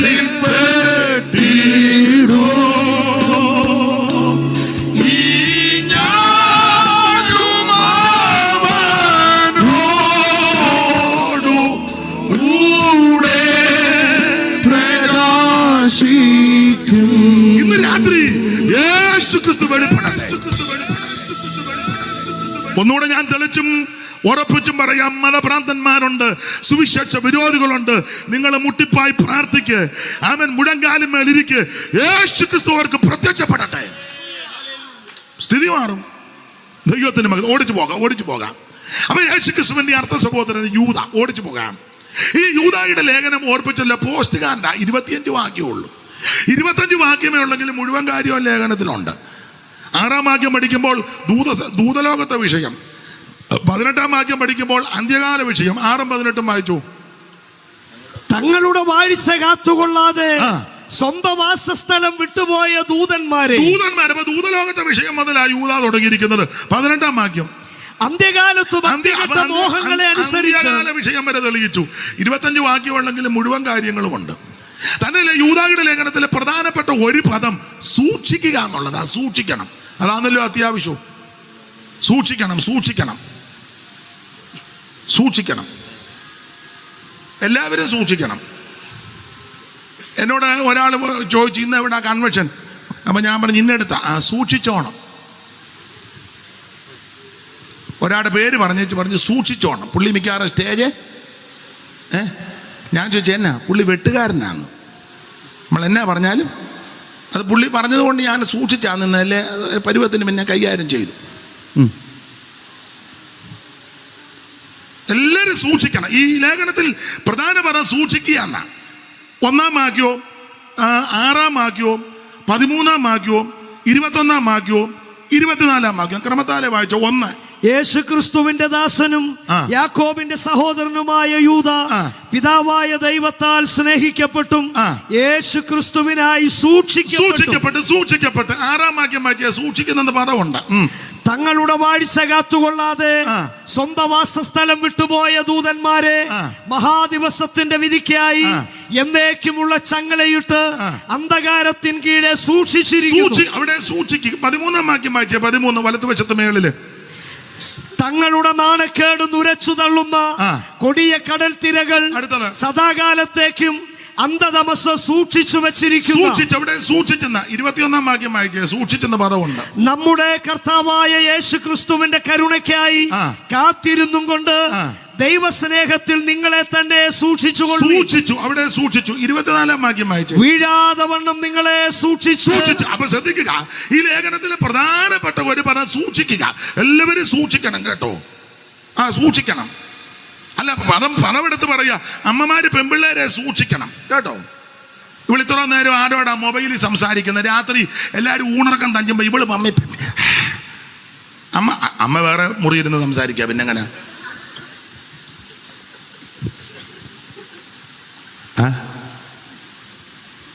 മോളെ ഒന്ന് സൂക്ഷിക്കണമെന്ന് വേണ്ടായോ?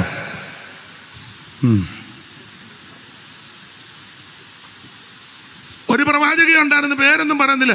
എല്ലാവരുടെയും കാര്യം അവർക്ക് വെളിപ്പെടും. പക്ഷെ സ്വന്തം മോള് ഓട്ടോക്കാരൻ്റെ കൂടെ പോയത്. അപ്പോൾ ഞാൻ ചോദിച്ചു, അമ്മാമ്മയ്ക്ക് ഇത് വെളിപ്പെട്ടില്ല. ഉടനെ പറഞ്ഞു, യഹോവ എനിക്ക് കാര്യം മറച്ചു വെച്ചെന്ന്. അതിനും അമ്മാമ്മയ്ക്ക് ഭാഗ്യമുണ്ട്. സൂക്ഷിക്കണം.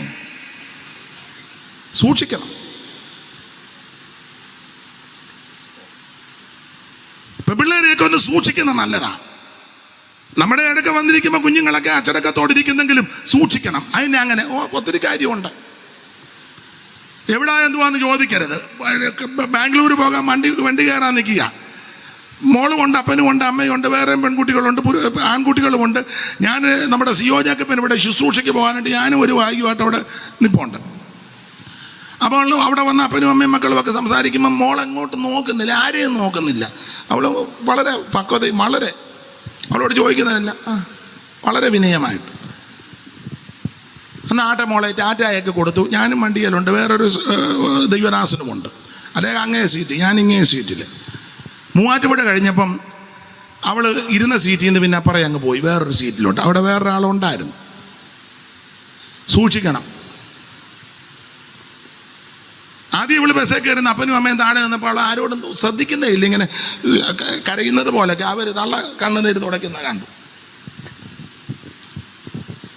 അമ്മ നിർദ്ദേശം കൊടുത്തു, മോളെ കൂട്ടുകാരുടെ വേണ്ട. മൂവാറ്റുപുഴ കഴിഞ്ഞപ്പം ഇരിപ്പ് കണ്ടിട്ട് ആ ടൈപ്പ് ഇതിനകത്ത് കൊണ്ടെന്ന് തോന്നുന്നു. നിങ്ങളുടെ ഇരിപ്പ് കണ്ടിട്ട് സൂക്ഷിക്കണം, സൂക്ഷിക്കണം. സമയം തെറ്റി, നില തെറ്റി, ടൈം തെറ്റി, റൂട്ട് തെറ്റി, മോള് സംസാരിക്കുമ്പോഴേ അമ്മ ചെന്ന് ആരോടാ സംസാരിച്ചെന്ന് ആരോടാടി? അവൾ പറയാം എൻ്റെ ഫ്രണ്ട് കെസിയ. ആ നമ്പർ ഞാൻ കെസിയാടെ ചോദിക്കണം. എന്തുവാ നീ പറഞ്ഞ്? അവൾ മാത്സിൻ്റെ ഒരു ഡൗട്ട്, എല്ലാം ഒരു മാത്തമാറ്റിക്സാണ്. ഞാൻ നമ്മുടെ ഒരു ഉപദേശത്തോട് ചോദിച്ചു, പിള്ളേരൊക്കെ പിള്ളേരെല്ലാവരും മാത്തമാറ്റിക്സാന്ന് പറഞ്ഞു. സൂക്ഷിക്കണം, എല്ലാവരും സൂക്ഷിച്ചോണം. ഞാൻ ആ ഭാഗത്തേക്ക് പോകുന്നില്ല, എന്തിനാ വെറുതെ അലോക്യം ഉണ്ടാക്കുന്നത്. അപ്പോൾ 1-ാം വാക്യത്തിലും 6-ാം വാക്യത്തിലും 13-ാം വാക്യത്തിലും 21-ാം വാക്യത്തിലും 24-ാമത്തെ വാക്യത്തിലും പ്രധാനപ്പെട്ട പദമാണ് സൂക്ഷിക്കണം. എല്ലാവരും സൂക്ഷിക്കണം. പരസ്യവും നടത്താൻ പോകുമ്പോൾ സൂക്ഷിക്കണം, വേണ്ടേ? പിന്നെ എവിടാ നടത്തുന്നത്? അന്തരീക്ഷം, സാഹചര്യം, അവിടുത്തെ ഉള്ള അന്തരീക്ഷമൊക്കെ നോക്കണം. ഞങ്ങളൊരു പരിശോധന പോയി, പോറക്കേടുകാരൻ്റെ മൈക്ക് കൊടുത്ത് ഞാൻ പറഞ്ഞേച്ച് പോയ വണ്ടിയെ കൊടുക്കരുതാണ്. ഒരു വെളിവും വെള്ളിയാഴ്ചയില്ല. വിവരമെന്ന് പറയുന്നത് ഇല്ല. ഞാനെന്നാ ഇതുങ്ങൾക്ക് എല്ലാം ചൂടത്ത് നിൽക്കുകയല്ലോ എന്നോർത്ത് വെള്ളം മേടിക്കാൻ അങ്ങോട്ട് പോയി. ചെറിയ കുപ്പിക്കകത്ത് കിട്ടുമല്ലോ വെള്ളം, ഈ പെപ്സിയുടെ തന്നെ ചെറിയ കുപ്പി മേടിക്കാൻ പോകുമ്പോൾ ഈ വിവരദോഷി മൈക്കെടുത്ത് 2 വർത്താനം, ഓടിയ ഓട്ടം. നിങ്ങൾ ചിരിക്കാൻ പറഞ്ഞതല്ല. അവിടെ സോമൻ പാസ്റ്റർ വടക്കമ്പള്ളിയാനായിട്ട് കുഞ്ഞുവാൻചാൻ്റെ വീട്, കുന്നൂറമ്പലെ കുഞ്ഞുവാൻചാൻ്റെ വീട് പത്തിപ്പാലത്തിൻ്റെ ഇപ്പറ. ഓടാനോട് വഴിയില്ല, ആകെ ഒറ്റ വഴിയേ ഉള്ളൂ. മൈക്ക് കൊടുക്കുമ്പോൾ സൂക്ഷിച്ചോണം. പോലക്കാടുകാരനെ കൊടുത്താൽ മരണ വീട്ടിൽ കൊടുക്കുമ്പോഴും സൂക്ഷിക്കണം. വിവാഹ ശുശ്രൂഷ നിർത്തുമ്പോഴും മൈക്ക് കൊടുക്കുന്നവരെ സൂക്ഷിക്കണം. പണ്ടൊരു കല്യാണത്തിന് ഒരാൾ കൊടുത്തു, വിവാഹം എല്ലാവർക്കും മാന്യമാണ്, പോപ്പിനും അയ്മേനിക്കും തിരുമേനിക്കും അവർക്കും എല്ലാം. ഒന്നാ ഞങ്ങളുടെ അച്ഛൻ പറഞ്ഞു, ഇയാൾ പോപ്പിനെ കല്യാണം കഴിപ്പിക്കേണ്ട, ഇവരുടെ കല്യാണം കഴിപ്പിച്ചു വിടാൻ പറഞ്ഞു. ഉടക്കുണ്ടായി. സൂക്ഷിക്കണം, എല്ലാവരും സൂക്ഷിക്കണം. ഞാൻ ഞങ്ങളുടെ അവിടെ ദൈവകൃപയാൽ ലൈവൊക്കെ ഉണ്ട്, അനേക ദൈവമക്കൾ സഹായിച്ചു. അപ്പം ഞാൻ നമ്മുടെ അലിസാനോട് പറഞ്ഞിട്ടുണ്ട്, ബോധക്കേടുകാർ എന്നതാ പറയുന്നതെന്ന് ആരറിഞ്ഞു? ഞാൻ പറഞ്ഞു കൊടുത്തിട്ട് ഞാൻ എന്നാലും ഇങ്ങനെ തലയിൽ ചൊറിയുമ്പോൾ ഓഫാക്കിയേക്കണമെന്ന്. അല്ല, അവിടെ നിന്ന് നിർത്താൻ പറഞ്ഞ അയാൾ പിന്നെ ഇപ്പം പിന്നെ വേറെ സിഗ്നലാ, അത് പഴയ സിഗ്നലാ, അത് നിങ്ങൾ അത്ര അറിഞ്ഞാൽ മതി. ഇപ്പം വേറെ സിഗ്നലാ. എന്നതാ വിളിച്ച് പറയുന്ന ആരറിഞ്ഞു? സൂക്ഷിക്കണം, എല്ലാവരും സൂക്ഷിക്കണം. അത് പരിജ്ഞാനത്തോടെ, വിവേകത്തോടെ, തന്മയത്വത്തോടെ, ദൈവകൃപയോടെ. ആശാരിപദേശി പറഞ്ഞെന്നും പറഞ്ഞ് നമ്മൾ കിടന്ന് പറഞ്ഞാലോ അയാളുടെ മേലൊരു അഭിഷേകമായിരുന്നു. നീ പറഞ്ഞാൽ തല്ലുകൊണ്ട് മൂട്ട ഇടും. അതാണ് പിന്നെ തോട്ടിച്ചാടി പോളയ്ക്കകത്ത് താന്ന് കിടക്കണം. പണ്ട് കരിയമ്പള്ളി ചാക്കോച്ചൻ പറഞ്ഞ പോലെ അടി വന്നപ്പോൾ അയാൾ എടുത്ത് ചാടി പോളയ്ക്കകത്ത് അടി വെച്ച് പോള എടുത്ത് തലയെ വെച്ച് പമ്മി കിടന്ന് മൂക്ക് മാത്രം. കമ്മ്യൂണിസ്റ്റുകാരെ അടിച്ചു വരിക അന്നത്തെ കാലമാണ്. പുള്ളി മണ്ഡലം പ്രസിഡന്റാ. അവസാനം അവരടിച്ച് കിഴക്കോട്ടങ്ങ് കയറിപ്പം പുള്ളി പോളയെല്ലാം മാറ്റി വെച്ച് കയറി വന്നപ്പം വേറെ അപ്പം കതറിൻ്റെ എല്ലാം നനഞ്ഞ് ആകെ കോഴി നനഞ്ഞ പോലെ നിൽക്കുക. അപ്പോൾ ചോദിച്ചു, എൻ്റെ കാര്യം ചാക്കോച്ച മണ്ഡലം പ്രസിഡന്റ്, പിന്നെ തുരുത്തുരുത്തുരുത്തുരു അടി വരുമ്പോഴാണ് നിൻ്റെ മണ്ഡലം പ്രസിഡന്റാന്ന് പറഞ്ഞിട്ട് വല്ലോ കാര്യമായോ? കൈക്ക് എല്ലാം നല്ല അത്തുവില വെള്ള കൊച്ചുങ്ങൾ അടിച്ചു. അതെടുത്ത് എടുത്ത് ചാടി വെച്ച് പോള എടുത്ത് തലയെ വെച്ച് മൂക്കിൻ്റെ അവിടെ മാത്രം. അയ്യോ, നന്നായിട്ട് സൂക്ഷിക്കണം, എല്ലാവരും സൂക്ഷിക്കണം. ഇടയ്ക്ക് ഇത്ര പറഞ്ഞതേ ഉള്ളൂ, എല്ലാവരും സൂക്ഷിക്കണം. ദൈവത്തിന് മഹത്വം. അപ്പോൾ യൂദയുടെ ലേഖനത്തിലെ പ്രധാനപ്പെട്ട പദം സൂക്ഷിക്കുക എന്നുള്ളതാണ്. പെൺപിള്ളേരെ സൂക്ഷിക്കണേ, ആൺപിള്ളേരെ സൂക്ഷിക്കണേ, മാതാപിതാക്കളെ മക്കളും ഒന്ന് സൂക്ഷിക്കുന്ന നല്ലതാ. പിന്നെ ഒന്ന് സൂക്ഷിക്കണം. ആരെയാ മമ്മി വിളിച്ചത്? നീ എന്തിനാ തിരക്കുന്നത്? അയ്യോ, 2 ആഴ്ച കഴിഞ്ഞപ്പോ മമ്മിയെ കാണാനില്ല. മമ്മിയെ അതാ കൊച്ചു സൂക്ഷിച്ചേച്ച് ഭർത്താവിനോട് അപ്പനോട് പറഞ്ഞിരുന്നെങ്കിൽ അത്രയും വലിയൊരു പ്രശ്നം വരികയില്ലായിരുന്നു. വേണ്ടേ? നിങ്ങൾക്ക് മനസ്സിലാകാരിയാണോ അതോ എന്നെ പൊട്ടം കളിപ്പിക്കുകയാണോ? സൂക്ഷിക്കണം, എല്ലാവരും സൂക്ഷിക്കണം. അപ്പോൾ യൂദയുടെ ലേഖനത്തിലെ പ്രധാനപ്പെട്ട പദം സൂക്ഷിക്കുക. 1-ാം വാക്യം, 6-ാം വാക്യം, 13-ാം വാക്യം, 21-ാം വാക്യം, 24-ാം വാക്യം എല്ലാവരും സൂക്ഷിക്കണം. വല്ലാത്ത കാലത്തിലും വല്ലാത്ത ലോകത്തിലുമാ ഞാൻ നിങ്ങളും വന്നുപെട്ടിരിക്കുന്നത്. അവൻ മുഴുവനത്തോടെ പിശാച് അധിക നാളില്ലെന്ന് മനസ്സിലാക്കി പൊരുതുമ്പോൾ വീണ്ടെടുക്കപ്പെട്ട ദൈവമക്കൾ, ദൈവകൃപ പ്രാപിച്ച ദൈവമക്കൾ വാക്കിലും പ്രവൃത്തിയിലും നടപ്പിലും ഉടുപ്പിലും കൊടുപ്പിലും എടുപ്പിലും എല്ലാത്തിലും വളരെ ശ്രദ്ധാലുക്കളായി സൂക്ഷിച്ചു വേണം ഇടപെടുവാൻ. നമുക്കൊരു മുന്നറിയിപ്പ് തന്നിരിക്കുക, വാണിംഗ് തന്നിരിക്കുക. സൂക്ഷിച്ചോണം, എല്ലാ കാര്യത്തിലും ശ്രദ്ധിക്കണം, സൂക്ഷിക്കണം. സഭയെ സാക്ഷി പറയുമ്പോൾ സൂക്ഷിക്കണം. കൂടെ അവിടെ ഇരിക്കുന്ന വേറൊരു വിശ്വാസിക്ക് മനോദുഃഖം ഉണ്ടാക്കുന്ന, പ്രശ്നം ഉണ്ടാക്കുന്ന സാക്ഷി പറയരുത്. ചില അങ്ങനെയിരിക്കുമ്പോൾ അവർ എഴുന്നേക്കും, വലിയ മാരണമാണ്. ഞാൻ കൊടുക്കത്തില്ല. ഞാൻ എഴുന്നേറ്റ് പറയും പ്രാർത്ഥനാ വിഷയം വല്ലതും ഉണ്ട്, ഇങ്ങോട്ട് പ്രാർത്ഥനാ വിഷയം ഉണ്ടെ പറയാൻ. ഞാൻ പറഞ്ഞിട്ടുണ്ട്, പരത്തരുത്. നല്ലവനും വല്ലവനും ഹല്ലേലൂയ എന്നും പരത്തരുത്. കാരണം ചിലർ എഴുന്നേക്കുന്നത് മറ്റവനിട്ട് തകർക്കാനാ. അത് പാടില്ല. നിന്റെ വാക്ക്, നിന്റെ പ്രവൃത്തി, നിന്റെ ഇടപാട്, നിന്റെ സമീപനം മറ്റൊരുത്തിനെ നശിപ്പിക്കുന്നതായിരിക്കരുത്, അവനെ കൈത്താങ്ങൽ കൊടുക്കുന്നതായിരിക്കണം. എല്ലാവരും സൂക്ഷിച്ചോണം. പാട്ട് പാടുമ്പോൾ സൂക്ഷിച്ചോണം. പിന്നെ മറ്റവനിട്ട് പാര വെച്ച്, പണ്ടൊക്കെ കവികൾക്കൊക്കെ അങ്ങനെ ഉണ്ടായിരുന്നു, അങ്ങോട്ടും ഇങ്ങോട്ടും കൊമ്പ് കോർത്ത് ഉണ്ടായിരുന്നു. ഞാൻ ആ ഭാഗത്തേക്കൊന്നും പോകുന്നില്ല, ദൈവത്തിന് മഹത്വം. ഞാൻ കുട്ടനാട്ടുകാരനായതുകൊണ്ട് അവിടെ വല്യമ്മച്ചി ഈ പാട്ടൊക്കെ കണ്ടെത്തി പാടുന്ന പാട്ടുകളൊക്കെ പല ടൈപ്പ് പാട്ടുണ്ട്. പുരാണ കഥ പാടും, ഞാറ് നടുമ്പോഴൊക്കെ പാടുന്ന പാട്ട്. അതിൽ പാട്ടുണ്ട് കുത്തുപാട്ട് അങ്ങോട്ടും ഇങ്ങോട്ടും പാടി കുത്തും. ഉള്ളതാ, പക്ഷേ അത് സന്ദർഭോചിതമായിട്ട് അന്നേരം വല്യമ്മച്ചി പറഞ്ഞു കേട്ടുണ്ട്. പണ്ട് ഒരാളെ പാടിക്കാൻ കൊണ്ടുവന്നു. വല്യമ്മച്ചിയുടെ ഏട്ടത്തും കൂടെ 10-14 ദിവസം നിന്ന് പാടുക, പുരാണകഥയാ പാടുന്നത്. അപ്പോൾ ഈ എതിർ കക്ഷികൾക്ക് ഇഷ്ടപ്പെട്ടില്ല. അവരുടനെ ഈ കുട്ടമംഗലത്തെങ്ങാണ്ടുള്ളൊരു വല്യപ്പനെ കൊണ്ടുവന്നു. അയാൾ വലിയ പാട്ടുകാരനാണ്. പുള്ളിയെ കൊണ്ടുവന്ന്, പുള്ളിക്ക് നടക്കാനൊന്നും എന്നാലും കൊണ്ടുവന്ന് ഇരുത്തി പോളയെല്ലാം കൂടെ കൂട്ടിയിട്ടിരിക്കുക. അത് ഉണങ്ങിയിരിക്കുക. അതിൻ്റെ മേളിൽ പുള്ളിയെ കയറ്റി ഇരുത്തി. അയാൾക്ക് വയ്യ, വടിയും കുത്തി ഒരാൾ പിടിച്ച് വിടുത്തി. മുതലാളിമാരുണ്ട് അവർ, ഇവർ പാടുക. വല്യമ്മച്ചി പറഞ്ഞു കേട്ടതാണ്. അവിടെ കയറ്റി ഇരുത്തിയേച്ച് പുള്ളി അപ്പോൾ 24 വൃത്തം അങ്ങ് പാടി. അത് 24 വൃത്തമാണ്. അത് ഭയങ്കര കട്ടിയുള്ള പദമാണ്. അയാൾ ഇന്നങ്ങ് പാടുക.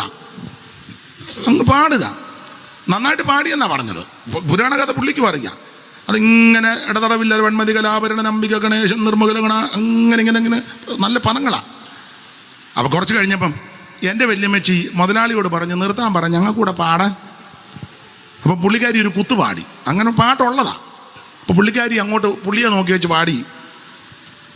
കഷ്ടമേ ഇവനേത് കുലമെന്ന് ദശകണ്ഠം മുത്താന്തോ മുതുനായോ ഉടുമ്പോ കീരിയോ നത്തോ മത്തന്മാർ മരമേറും മരനായോ കരിയോന്തോ കള്ളക്കാടനോ വെള്ളക്കവിയോ നീർക്കുതിരയോ ഉള്ളത്തിൽ ഭയം കൂടാതെ അരികെ വന്നിരിക്കുന്ന കള്ളക്കാടനെ തള്ളിക്കളക ദുരാസുര അരക്കൻ്റെ മുടിയുട്ടി പിടിച്ച് തേടനം ചെയ്ത് 8-10 എപ്പിനും ചെകിടത്തിനും പാട്ടാ.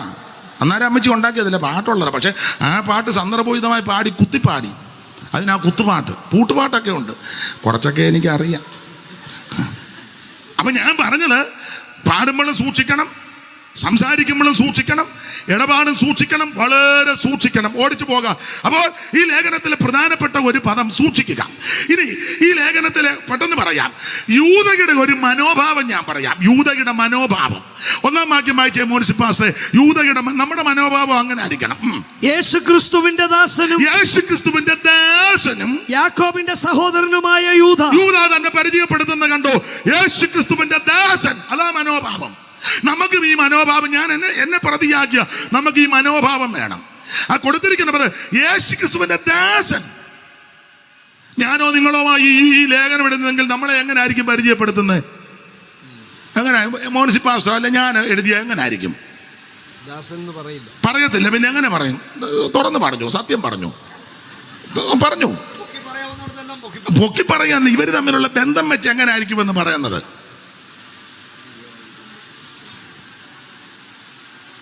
ഞാൻ ആരെന്നെങ്കിലും ഇങ്ങനെ എഴുതുകൊണ്ട് ദൈവത്തിന്റെ അനിയനാകുന്ന യൂദ. കാരണം യേശുക്രിസ്തു ദൈവമാണ്. യേശുക്രിസ്തുവിന്റെ അർത്ഥ സഹോദരനാ യൂദ. നമ്മൾ ഉടനെ പറയും ദൈവത്തിന്റെ അനിയനായ യൂദ എഴുതുന്നത്. ഒരു ബന്ധവും ഇല്ലെങ്കിലും നമ്മൾ ബന്ധം ഉണ്ടാക്കുന്നവരുണ്ട്. കാശും പുത്തനും കളറും ചുറ്റുപാടും ഉണ്ട്, ചുമ്മാ കയറി ബന്ധം. എൻ്റെ ഫസ്റ്റ് കസിനാണ്. എൻ്റെ ഞങ്ങൾക്കൊരു അമ്മാമയുണ്ട്, പേരെന്ന് പറഞ്ഞ് നമ്മുടെ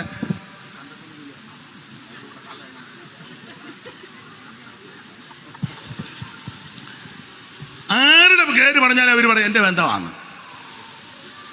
നമ്മുടെ ഒരു ഉപദേശി ഉണ്ടായിരുന്നു, ആരുടെ പേര് പറഞ്ഞാലും പുള്ളി പറയും എൻ്റെ ആത്മീയ സന്തതിയാണ്. ആരുടെ പേര് പറഞ്ഞാലും എൻ്റെ അങ്ങനെ. അപ്പൊ പിള്ളേരൊരു ദിവസം പുള്ളിയെ ഒന്ന് പൂട്ടാൻ വേണ്ടി പറഞ്ഞു. കുടിച്ച് വെളിവില്ലാന്ന് നിൽക്കുന്ന വേറൊരു വിഭാഗത്തിൽപ്പെട്ട ആളാ. അവനെ നാട്ടുകാർക്കും എല്ലാം അങ്ങ് സ്വൈര്യക്കേടാ, എന്നും 4 കാലല്ല. അപ്പം അവർ പറഞ്ഞു അച്ചായ ജോയിക്കുട്ടി അറിയാം, പിന്നെ എൻ്റെ ആത്മീയ സന്തതിയാണ്. പുള്ളി ആരുടെ പേര് പറഞ്ഞാൽ ഇതാ പറഞ്ഞത് എൻ്റെ. പിന്നെ അവർ വിശദീകരിച്ചും പറഞ്ഞു ഓ അതായിരുന്നു ഒന്ന്. ചുമ്മാ ബന്ധം പിടിക്കുന്ന ആൾക്കാരുണ്ട്. ഞാൻ നിങ്ങളും അങ്ങനെയൊക്കെയാ. പക്ഷേ യൂദായുടെ മനോഭാവം കണ്ടോ? യേശുക്രിസ്തുവിന്റെ സഹോദരന് നല്ല കൊടുത്ത് യേശുക്രിസ്തുവിന്റെ ദാസൻ എന്നുള്ള ശരിയായ പ്രയോഗം അടിമയാണെന്നാ.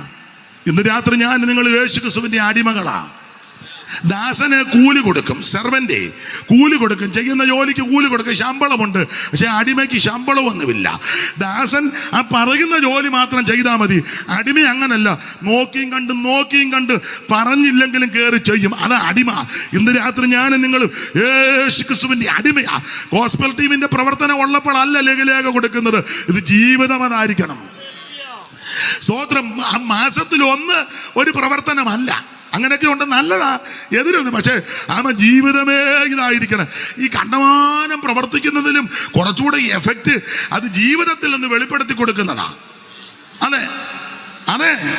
പക്ഷെ നമുക്ക് ജീവിതത്തിൽ വെളിപ്പെടുത്തി കൊടുത്താൽ എല്ലാവർക്കും പ്രാഗൽഭ്യം. അതുകൊണ്ട് നമ്മൾ അങ്ങ് ട്രാക്ട് അടിച്ച് വശം കെടുക്കുക. തമ്പിയുടെ ഹൃദയം. ഈ അടുത്ത സമയത്ത് ഒരു ട്രാക്ട് കണ്ടു, സണ്ണിയുടെ ഹൃദയം. നിങ്ങൾ കണ്ടോന്നറിയത്തില്ല, സണ്ണിയുടെ മനുഭാഷം കണ്ടോ? ഞാനും കണ്ടു, എന്നെ കൊണ്ട് കാണിച്ചു. അച്ഛാ അതേണ്ട സണ്ണിയുടെ ഹൃദയം. അന്നേരം വേറൊരു പുള്ളി വടശ്ശേരിക്കാൻ പറഞ്ഞു, അവിടെ അവരിറക്കി രാജുവിൻ്റെ ഹൃദയം. എല്ലാം ഇഷ്ടം പോലെ ലഘുലേഖ നല്ലതാ.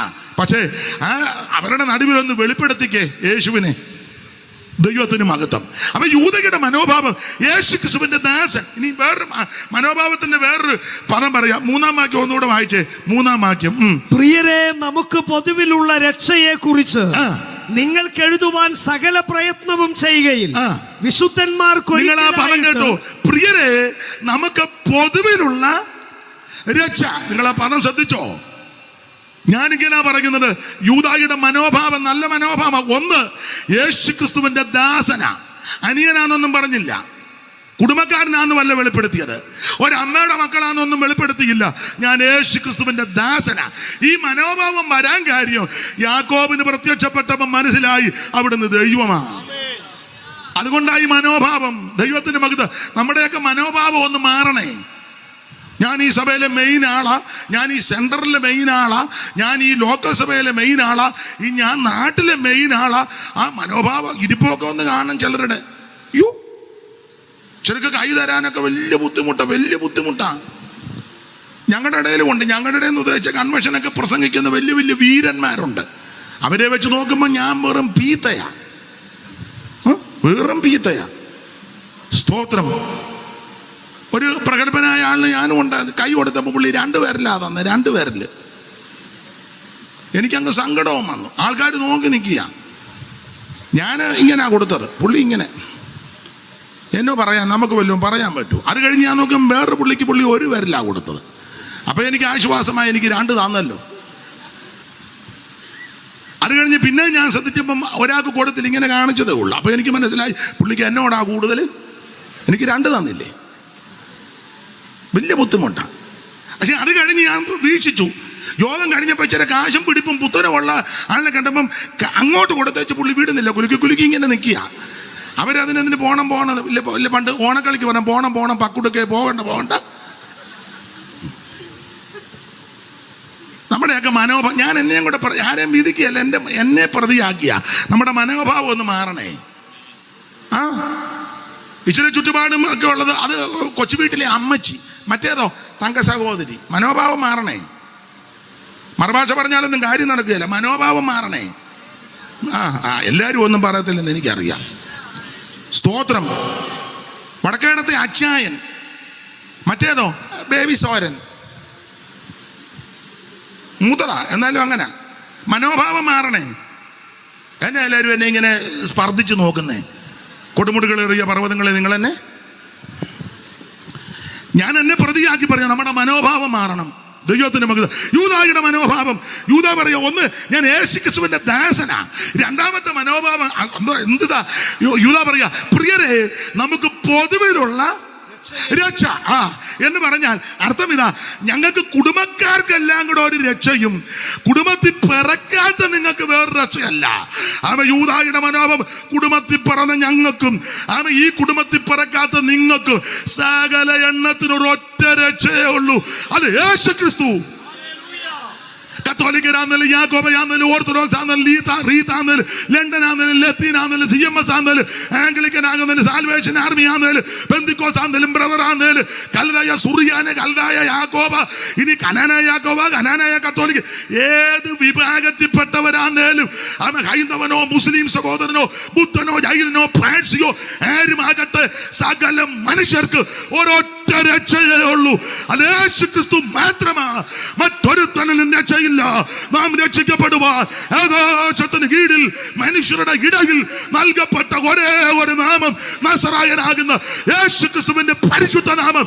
ഈ നാമത്തിൽ വിടുതലുണ്ട്, ഈ നാമത്തിൽ പാപമോചനമുണ്ട്, ഈ നാമത്തിൽ രോഗശാന്തിയുണ്ട്, ഈ നാമത്തിൽ അത്ഭുതങ്ങൾ നടക്കും. അനിലും ഭൂവിലും മേലായ നാമം വന്നിതവല്ലഭനാമമതേ. ഓ വാനിലും ഭൂവിലും മേലായ വന്നിതവല്ലഭനാമമതേ. ദൂതർ വാഴ്ത്തി പുകഴ്ത്തിടും നാമമതേ. ദൂതർ വാഴ്ത്തി പുകഴ്ത്തിടും നാമമതേ. ഓ യേശുവിന്റെ തിരുനാമത്തിന് ഇന്നുമെന്നും സ്തുതി സ്തോത്രമേ. ഓ യേശുവിന്റെ തിരുനാമത്തിന് ഇന്നുമെന്നും സ്തുതി സ്തോത്രമേ. ഓ തങ്കട്ടം ചഞ്ചല ശോധന വേളയിൽ നീ നടത്തിടും നാമമതേ. സങ്കടം ചഞ്ചല ശോധന വേളയിൽ നീ നടത്തിടും നാമമതേ. ഭയം മുറ്റുമകറ്റിടും നാമമതേ. ഭയം മുറ്റുമകറ്റിടും നാമമതേ. ഓ യേശുവിന്റെ തിരുനാമത്തിന് ഇന്നുമെന്നും സ്തുതി സ്തോത്രമേ. യേശുവിന്റെ തിരുനാമത്തിന് ഇന്നുമെന്നും സ്തുതി സ്തോത്രമേ. ഓ യേശുവിന്റെ തിരുനാമത്തിന് ഇന്നുമെന്നും സ്തുതി സ്തോത്രമേ. ഞാൻ വേഗത്തില് ഒന്ന് രണ്ട് കാര്യം പറഞ്ഞു നിർത്തും. 9:30 മുമ്പ് ആശീർവാദം പറയും, ഭാരപ്പെടണ്ട. ഏതായാലും അതിനു മുമ്പേ പറയും. നാളെ യോഗം ഇല്ലെന്നാ തോന്നുന്നത്, ഇല്ലയോ? ഇല്ല. ഈ യൂദായുടെ ലേഖനത്തിൽ ഒരു പ്രത്യേകതയും കൂടെ നിങ്ങൾക്കെല്ലാം അറിയാം, എന്നാലും ഒന്ന് ഓർപ്പിക്കുക. അങ്ങനെയാണല്ലോ ലേഖനത്തിൽ ഓർപ്പിച്ചൊന്ന് ഉണർത്തുക. യൂദായുടെ ലേഖനത്തിന്റെ ഒരു പ്രത്യേകത, യേശുക്ക് ഈ മനോഭാവം നല്ലതാണെങ്കിൽ, എന്റെയും നിങ്ങളുടെയൊക്കെ മനോഭാവം നല്ലതാണെങ്കിൽ, ആർക്കും വെളിപ്പെടുത്തി കൊടുക്കാത്ത ചില മർമ്മങ്ങൾ ദൈവം നമുക്ക് വെളിപ്പെടുത്തും. പലരെ കൊണ്ട് ഉപയോഗിക്കാത്ത നിലയിൽ ദൈവം നിന്നെ ഉപയോഗിക്കും. അതിന് ഒരു തെളിവ് ഒത്തിരി ഉണ്ട്. ഒരു തെളിവ്, ഈ മനോഭാവം നല്ലതായതുകൊണ്ട് നിങ്ങൾക്കറിയാം, വേറെ പുസ്തകം ഏതാണ്ട് 40 എഴുത്തുകാരാ എഴുതിയത്. എൻ്റെ ഭാഷ പറഞ്ഞ 39 എഴുത്തുകാർക്കും വെളിപ്പെടാത്ത പ്രധാനപ്പെട്ട 2 വിഷയം യൂദായ്ക്ക് വെളിപ്പെടുത്തി. അല്ല, 9-ാം വാക്യം വായിച്ച 9-ാം വാക്യം. എന്നാൽ പ്രധാന ദൂതനായ എന്നാൽ പ്രധാന ദൂതനായ മിഖായേൽ മോശയുടെ ശരീരത്തെ കുറിച്ച് പിശാചിനോട് തർക്കിച്ച്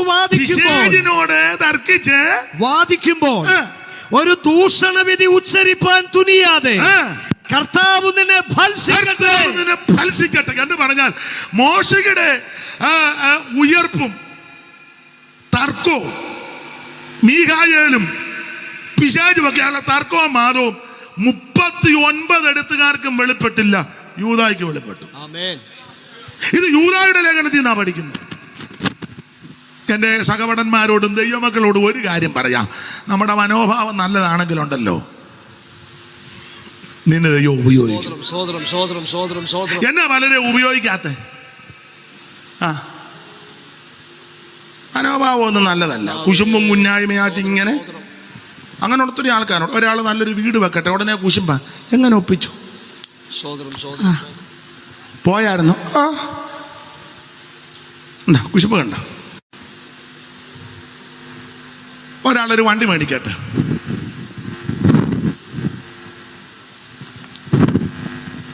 മനോഭാവം നല്ലതല്ല.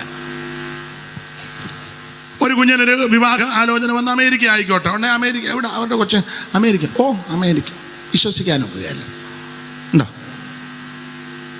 വിശ്വസിക്കാൻ? എന്തിനാ അമേരിക്ക വരുന്നത്? എവിടെ വിശ്വസിക്കാനൊക്കുകയല്ല. പുതപ്പിനടി കിടന്നുണ്ടല്ലേ ഫോൺ ചെയ്തത്. എവിടാന്ന് എന്നോട് ചോദിക്കരുത്. പള്ളിപ്പാട് സൈഡാ. അമേരിക്ക വരെ പോകുന്നത്. രണ്ടുപേരോട് ഇരുന്ന് പറയുന്ന ആരാന്ന് നിങ്ങൾ? അവർ രണ്ടും പറഞ്ഞ് ഞാൻ കണ്ണ് കാണിക്കുന്നത്. യോഗം കഴിഞ്ഞ് അങ്ങോട്ട് പോകുമ്പോൾ പറയാം. അയ്യോ, മനോഭാവം നല്ലതായിരിക്കും നമ്മുടെ എൻ്റെ എല്ലാം. മറ്റുള്ളവരോട് ഇടപെടുമ്പോൾ സംസാരിക്കുമ്പോൾ സഹശുശ്രൂഷകരോട്, കൂട്ടുവേലക്കാരോട്, ഒരു സെൻട്രലിൽപ്പെട്ടവരോട്, സെൻട്രൽ പാസ്റ്ററോട്, ലോക്കൽ ശുശ്രൂഷകനോട് ഒക്കെ നല്ല മനോഭാവമായിരിക്കണമെന്ന്. നല്ല മനസ്സോടെ നീ ഇടപെട്ട് മനോഭാവത്തോടിരുന്നാൽ അനേകർക്ക് വെളിപ്പെടാത്തത് ദൈവം നിനക്ക് വെളിപ്പെടുത്തും. അനേകരെ ഉപയോഗിക്കുന്നത് പോലല്ല, ദൈവം നിന്നെ ശക്തമായിട്ട് ഉപയോഗിക്കും. ഉപയോഗിക്കും. സ്തോത്രം. സൂത്രമൊന്നും കാണിക്കരുത്. ദൈവത്തിന് മഹത്വം. അതാ ആർക്കും വെളിപ്പെടാത്ത വിഷയം യൂദായ്ക്ക് വെളിപ്പെടുത്തി. ഇനി 14 വാക്യം വായിച്ചാ 14. ആദാം മുതൽ ഏഴാമനായ ഹനോക്ക് ഇവരെ കുറിച്ച് കർത്താവ് എല്ലാവരെയും വിധിപ്പാൻ അവർ അപക്രതയോട് ചെയ്ത ഭക്തിവിരുദ്ധമായ സകല പ്രവൃത്തികളും നിമിത്തവും ഭക്തികെട്ട പാപികൾ തന്റെ നേരെ പറഞ്ഞ സകല നിഷ്ഠൂരങ്ങൾ നിമിത്തവും ഭക്തികെട്ടവരെയൊക്കെ ബോധം വരുത്തുവാൻ 1000 വിശുദ്ധന്മാരോട് കൂടെ വന്നിരിക്കുന്നു എന്ന് പറഞ്ഞാൽ ഹനോക്ക് പ്രവചിച്ച കാര്യം യൂദായ്ക്ക് വെളിപ്പെട്ടു. 35-ാം അധ്യായത്തിലൊന്നും ഇല്ല. ഹാനോക്കിനെ പറ്റി എത്ര ക്ലിയർ ആയിട്ട് എഴുതിയേക്കുന്നത്. ഹാനോക്ക് പ്രവചിച്ചെന്ന്. ആ പ്രവചിച്ചത് അതാ, 1000 വിശുദ്ധന്മാരുമായിട്ട് കർത്താവ് വരുന്നെന്ന്. ഈ വിഷയം യൂദായ്ക്ക് ദൈവം വെളിപ്പെടുത്തി. ഇന്ന് രാത്രി ഞാൻ ആ ഭാഗം അങ്ങനെ അങ്ങ് വിടുക. നല്ല മനോഭാവത്തോടെ കർത്താവിനെ സേവിച്ചേ, നല്ല മനസ്സോടെ യേശുവിനെ ആരാധിച്ചേ. സ്തോത്രം. നല്ല മനസ്സോടൊന്ന് ഇടപെട്ടെ. സ്തോത്രം. ദൈവം നിന്നെ തൻ്റെ കരത്തിലെടുക്കും. അത്ഭുതകരമായി ദൈവം നിന്നെ ഉപയോഗിക്കും. നിന്നെ കൊണ്ട് ദൈവം വൻ ക്രിയകൾ ചെയ്യിക്കും. നീ മുഖാന്തരം അനേകർ വിടിവിക്കപ്പെടും. നീ അനേകരെ തണുപ്പിക്കുന്ന വ്യക്തിയായിരിക്കും. അനേകർക്ക് നീ ഒരു ആശ്വാസമായിരിക്കും. നല്ല മനോഭാവത്തിൽ ഞാൻ സഭ ഇന്നും പ്രസംഗിച്ചും പറഞ്ഞു, എന്തെങ്കിലും കൊടുത്താലും നല്ല മനസ്സോടെ കൊടുക്കണം. നല്ല മനസ്സോടെ. രാവിലെ ഒരാൾ വീട്ടിൽ വന്ന് കട്ടൻ കൊടുക്കുക, കട്ടനാന്നേ കട്ട ഉള്ളത്, അത് നല്ല മനസ്സോടെ കൊടുക്കണം. വയ്യാവേലി വന്ന് കൊടുക്കാൻ എങ്ങനെയാ വിടുന്നത്? കാപ്പി തരട്ടെ, അന്തസ്സുള്ളവനാന്ന് പറയാം, വേണ്ടാന്ന് പറയാം. എന്നാട്ടെ. നല്ല മനസ്സായിരിക്കണം. കഴിച്ചായിരിക്കും എന്നല്ലയോ? മനോഭാവം നല്ലതല്ലെന്ന്. ഞാനൊരു കാര്യം പറയണം, നിന്റെ വീതമാന്നേലും എടുത്ത് കൊടുക്കാൻ ഒരു മനസ്സ് വേണമെന്ന്. വേണ്ടായോ? ബസ്സേ കയറുമ്പോൾ പ്രായമുള്ളവരപ്പം നിൽക്കുക, നമ്മളുടനെ ഇരിക്കുക, അപ്പനിങ്ങനെ നിൽക്കുക, വയ്യ ഉടനെ നമ്മൾ വെളിയിലോട്ട് തലയിട്ടോണ്ടിരിക്കുക. കാരണം ഇങ്ങനെ ഇരുന്ന അപ്പച്ചനെ നോക്കും, ചിലപ്പം ഇരുത്തേണ്ടി വരും, അല്ലെങ്കിൽ നമ്മളൊന്ന് എഴുന്നേക്കേണ്ടി പുറത്തോട്ട് തലയിട്ടേക്കാക്കി. വണ്ടാനത്തിൽ നിന്ന് മെഡിക്കൽ കോളേജ് വരെ, ആലപ്പുഴ പഴയ മെഡിക്കൽ കോളേജ് വരെ, കളർകോട് വരെ അപ്പച്ചൻ ഇവിടെ നിൽക്കുക. മനോഭാവം നല്ലതാണ്. കല്യാണത്തിനെ കൊണ്ട് കഴിക്കാൻ കയറിയപ്പം പ്രായമുള്ള അയാളെ ഇടിച്ചിട്ടേച്ചാ കയറി കസേര. ഈയിടെയും പറഞ്ഞു മനോഭാവം നല്ല. ചില ഞാൻ ഓപ്പണായിട്ട് അങ്ങ് പറയാം, കേറ്ററിംഗുകാർ അതൊക്കെ ഞാൻ പൊതുവെ കേറ്ററിംഗുകാർ 8 കസേരയായിരിക്കും. ഓപ്പണായിട്ട് പറയാം, 8 പീസ് മീനാ. അതൊക്കെ അവരുടെ ബിസിനസ് അല്ലേ. കട്ട്ലേറ്റും ഒക്കെ 8 പീസ്. ഒരുത്തനുമായിട്ട് ഞാനും കല്യാണത്തിന് അവൻ ആദ്യം 3 പീസ് എടുത്ത് അവൻ്റെ പ്ലേറ്റ് ഇട്ടു. എങ്ങനെയുണ്ട്? പിന്നെ അടുത്ത എടുക്കാൻ പോയപ്പോൾ ഞാനത് 2 എണ്ണം എടുത്ത് വേറെ 2 പേർക്ക് ഇട്ടു. എന്നെ ഇങ്ങനെ നോക്കി. ഞാൻ പറഞ്ഞു മര്യാദയ്ക്ക് ഇരുന്നോണ്ടെന്ന് പറഞ്ഞു. ഇത്ര പ്രാന്തെടുത്ത് നടക്കുന്നത് ഫ്രീ ആയിട്ട് കിട്ടുന്ന പറഞ്ഞാൽ അങ്ങനെ ചുമ്മാ പന്നി തിന്നു പോലെ തിന്നരുത്. അല്ലേ എൻ്റെ മര്യാദ? ഞാനാണെങ്കിൽ അവിടെ ഇരിക്കുന്നവർക്ക് എടുത്തു കൊടുക്കും. വിശേഷിച്ച് പ്രായമുള്ളവരും ബലഹീനരുണ്ട്, എടുത്ത് കൊടുത്തു ഉറപ്പ് വരുത്തി വെച്ച്. നല്ല പ്രാഗൽഭ്യമുണ്ട്, അതുകൊണ്ടായി പറയാൻ. അല്ല, പ്രാഗൽഭ്യമുള്ളതുകൊണ്ടാ പറയാൻ. ഇത് എല്ലാം ആരെയും നോക്കത്തില്ല. ചെന്നിരുന്ന് ഉടനെ എടുത്ത് പ്രാർത്ഥിക്കുന്നതിന് മുന്നേ കഴിക്കുകയും ചെയ്യും. ഉപദേശമാരോട് ഞാൻ പറയും, ശുശ്രൂഷ കഴിയുമ്പോഴേ അങ്ങ് പ്രാർത്ഥിക്കണം. ഇത് സാരി മാറാം, ഡ്രസ്സ് മാറാം, പിന്നെ അതുങ്ങൾ വരുന്ന നോക്കി ഇല്ല ഷട്ടറിൻ്റെ അവിടെ തൂമ്പിൻ്റെ അവിടെ മീൻ നിൽക്കും പോലെ നിൽക്കുക, ഇടിച്ചു കയറി. എന്തോ ഒരു മെനക്കേടൊക്കെയാണോ? നല്ല മനോഭാവം വേണമെന്ന്. നല്ല മനോഭാവത്തോടെ നല്ല മനസ്സോടെ നീ ഇടപെട്ട് അവൻ ദൈവം നിന്നെ തൻ്റെ കരത്തിലെടുത്ത് ഉപയോഗിക്കും. അനേകർക്ക് വെളിപ്പെടാത്തത് ദൈവം നിനക്ക് വെളിപ്പെടുത്തും. ഞാൻ എൻ്റെ വാക്ക് നിർത്തുക. ആ 3-ാം വാക്യം ഒന്നുകൂടെ വായിച്ചോ. 3-ാം വാക്യം ഒരു കാര്യം പറഞ്ഞെങ്കിൽ നിർത്താം. വായിക്കും. പ്രിയരേ, നമുക്ക് പൊതുവിലുള്ള രക്ഷയെ കുറിച്ച് നിങ്ങൾക്ക് എഴുതുവാൻ സകല പ്രയത്നവും ചെയ്യുകയിൽ വിശുദ്ധന്മാർക്ക് ഒരിക്കലായിട്ട് വരമേൽപ്പിച്ചിരിക്കുന്ന വിശ്വാസത്തിനു വേണ്ടി പോരാടേണ്ടതിന് പ്രബോധിച്ചെഴുതുവാൻ ആവശ്യമെന്ന് എനിക്ക് തോന്നി. ദൈവമക്കൾ പോരാടണം.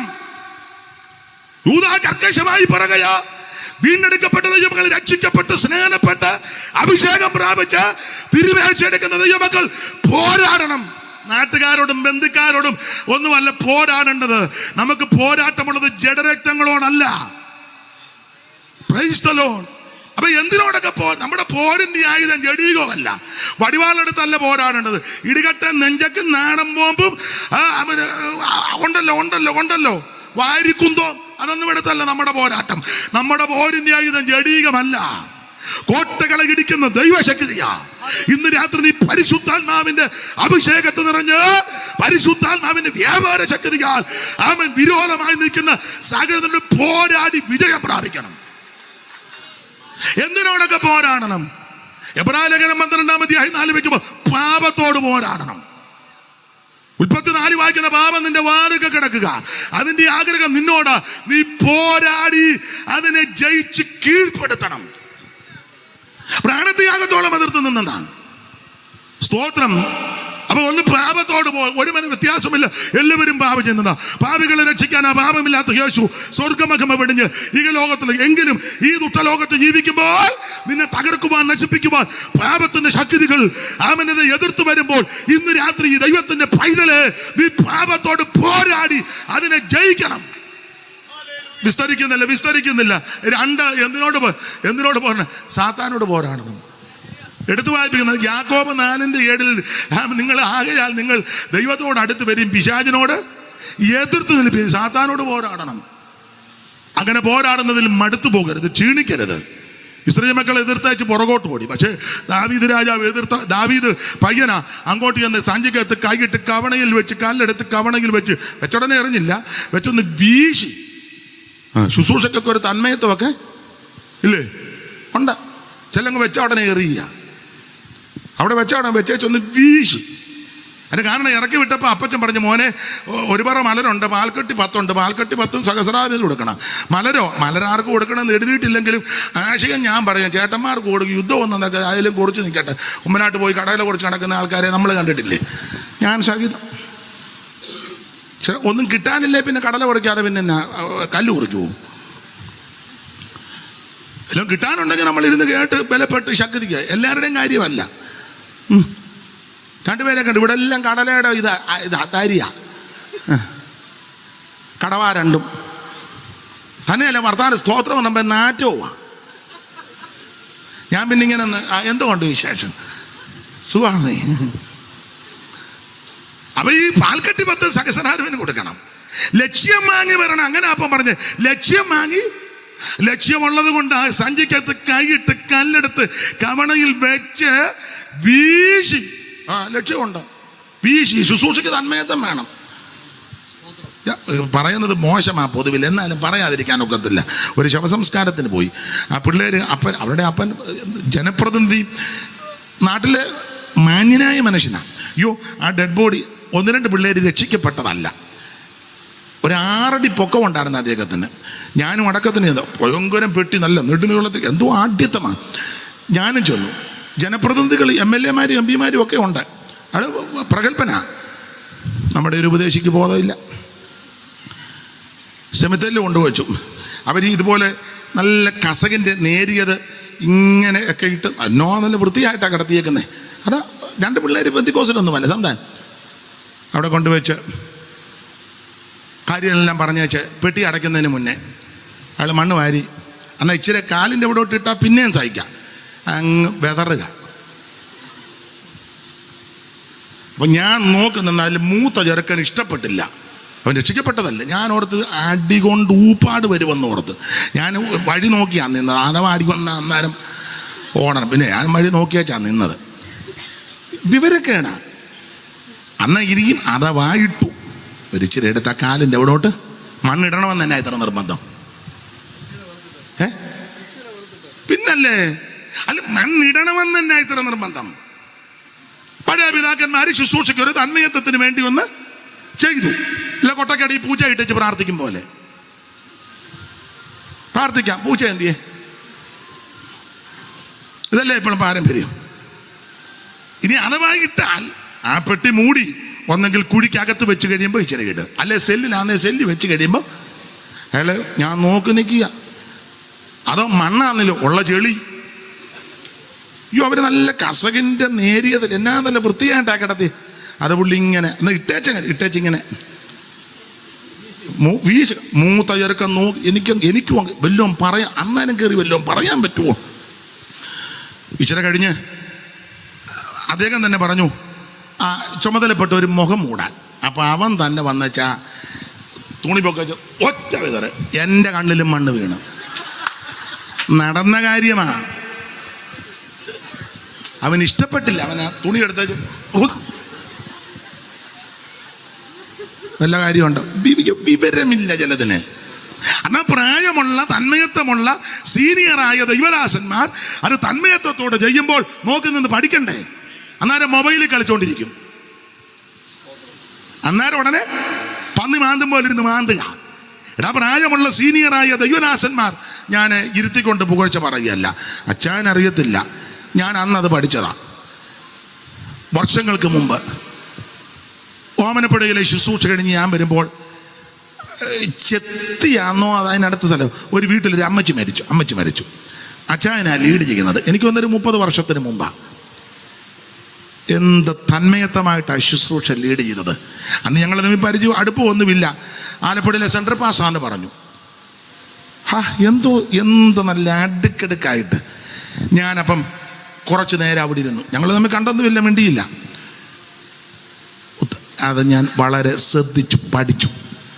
അതിനുശേഷം ഞാൻ അങ്ങനെയുള്ള രംഗങ്ങൾ വരുമ്പോൾ അദ്ദേഹം ചെയ്തതുപോലെ ഞാനത് ചെയ്യാൻ ശീലിക്കും.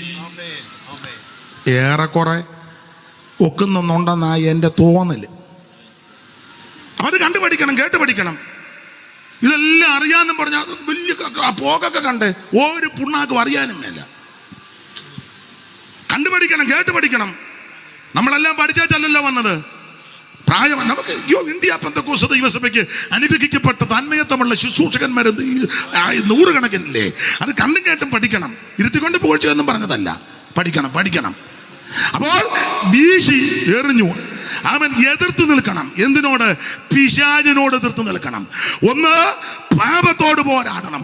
2 പിശാചിനോട് പോരാടണം. പിശാചിനെ കണ്ട് നീ ഓടുകയല്ല, നിന്നെ കണ്ട് അവൻ ഓടണം. വായിപ്പിക്കുന്നില്ല എഫേസ്യ ലേഖനം 6-ാം അധ്യായത്തിന്റെ 12 മുതൽ താഴോട്ട് പഠിക്കുമ്പോൾ 4 ശക്തികളോട് പോരാടണം. ഇന്ന് രാത്രി അതിനാ ദൈവം നമ്മെ വിളിച്ചത്. പിന്നെ ഒരു കാര്യം ഇവിടെ പറഞ്ഞ് നിർത്താം.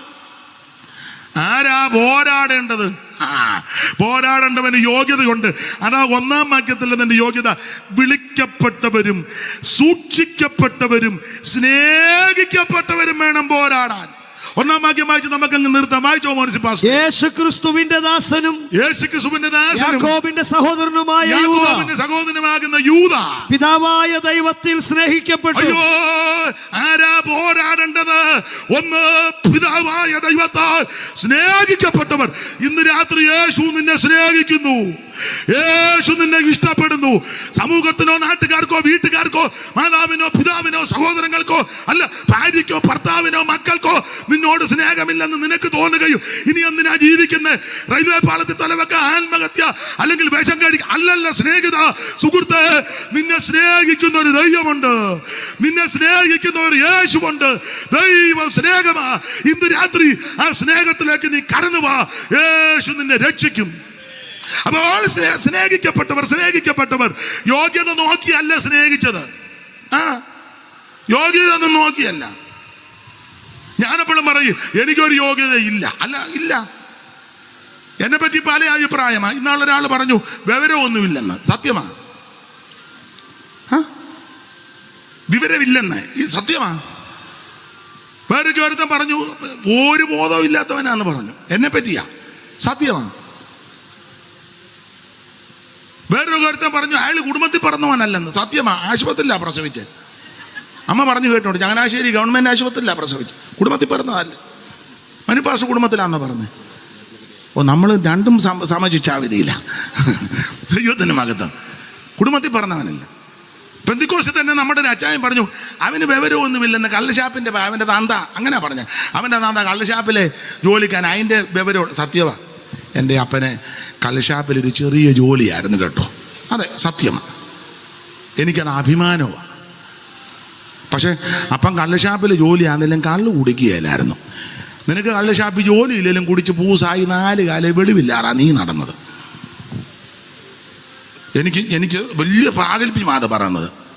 കള്ളുഷാപ്പിലൊരു ചെറിയ ജോലിയായിരുന്നു. അങ്ങനെയാണ് ഞങ്ങളെ വളർത്തിയത് എൻ്റെ അപ്പൻ. എൻ്റെ അമ്മയാണെ പാടത്ത് പണിയെടുത്ത് എന്ത് കഷ്ടപ്പെട്ടതാണ്. നിങ്ങളുടെയൊക്കെ അമ്മമാരും അങ്ങനെ. ഇപ്പം മൈക്ക് എൻ്റെ കയ്യിലായതുകൊണ്ടാണ് എൻ്റെ അമ്മയുടെ കാര്യം പറയുന്നത്. അതെ, അമ്മയുടെ കൂടെ ഞാനെന്ത് ഇവിടെ എല്ലാം കൊയ്യാൻ പോയിട്ടുണ്ട്. മെതിക്കാം. പിന്നെ എല്ലാം സംഭിച്ചായ സകല ജോലി അറിയാം. അതുകൊണ്ട് ഈ പെണ്ണുങ്ങൾ ജോലിയാന്ന് പറഞ്ഞാൽ ഞാൻ വകവെച്ചും കൊടുക്കുകയല്ല. അത് വേറെ കേസ്.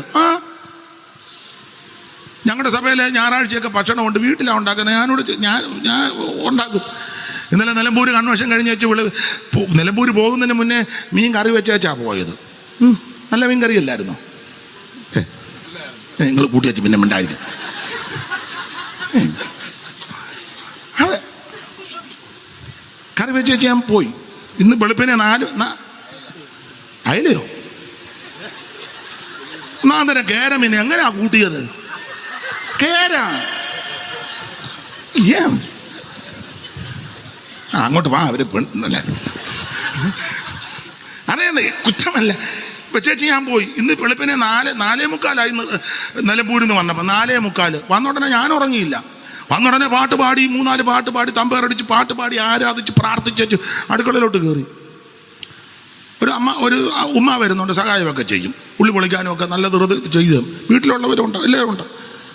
ചോറും വെച്ച് സാമ്പാറും വെച്ചു, അവിയലും ഒക്കെ വെച്ചു, പായസം ഉണ്ടാക്കി. നല്ല പായസം അല്ലായിരുന്നു. ആണെന്ന് തമാശ പറഞ്ഞതല്ല. ചെയ്യും, ജോലിയൊക്കെ ചെയ്യും. നിങ്ങളുമൊക്കെ ചെയ്യും. ചിലക്ക് പാസ്റ്റർ ആയി കഴിഞ്ഞാൽ ഒരു ജോലി കക്ഷത്തെ ഇഷ്ടീകരിക്കും പോലെ.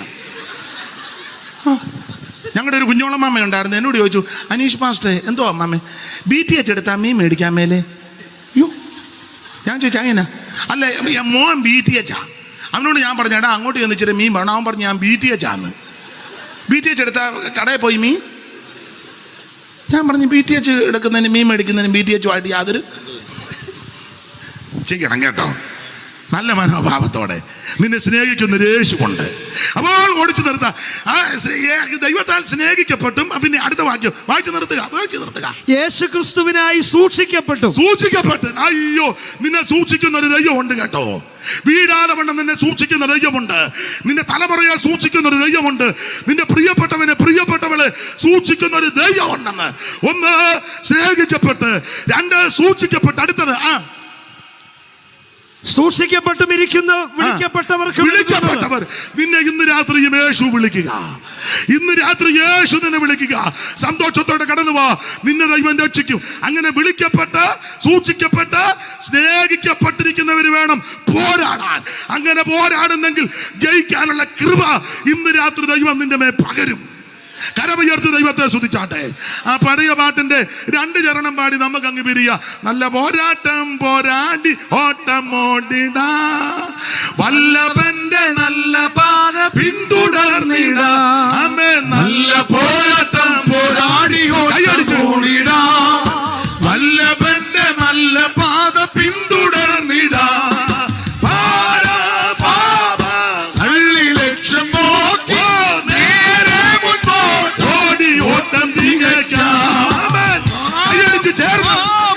തള്ളി ലക്ഷ്യം നോക്കി നേരെ മുൻപോട്ടോടി ഓട്ടം തികയ്ക്കാം. ഓട്ടക്കളത്തിലോടുന്നോരേകരെങ്കിലോ ബിരുദം പ്രാപിക്കുന്ന അനേകർ മാത്രമല്ലയോ.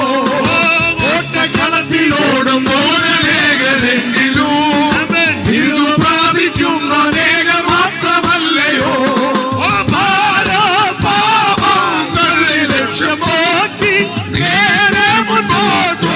ഓട്ടം തികയ്ക്കാം. തള്ളി ലക്ഷ്യം നോക്കി നേരെ മുന്നോട്ടോടി ഓട്ടം തികയ്ക്കാം. അങ്ങുമിങ്ങും നോക്കിയാൽ നീ മുൻപിൽ പോയിടാ, ഭംഗമില്ലാതോടിയാൽ കിരീടം പ്രാപിക്കാം. അങ്ങുമിങ്ങും നോക്കിയാൽ നീ മുൻപിൽ പോയിടാ, ഭംഗമില്ലാതോടിയാൽ കിരീടം പ്രാപിക്കാം. ലക്ഷ്യം നോക്കി നേരെ മുന്നോട്ടോടി ഓട്ടം തികയ്ക്കാം. തള്ളി ലക്ഷ്യം നോക്കി നേരെ മുന്നോട്ടോടി ഓട്ടം തികയ്ക്കാം. കണ്ടു സംശയിച്ചു നിൽക്കാതെ ചാടിയോടി പോകുവാൻ കണ്ടു സംശയിച്ചു നിൽക്കാതെ ചാടിയോടി പോകുവാൻ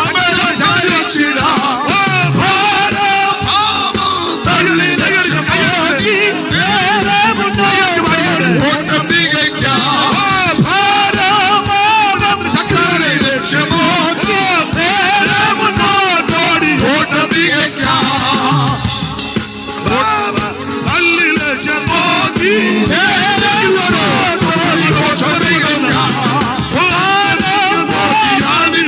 പോയിടാ, അങ്ങമില്ലാതോടിയാ കിരീടം പ്രാപിക്കാം. അങ്ങമിങ്ങു നോക്കിയാ നീ മുൻപിൽ പോയിടാ, അങ്ങമില്ലാതോടിയാ കിരീടം പ്രാപിക്കാം.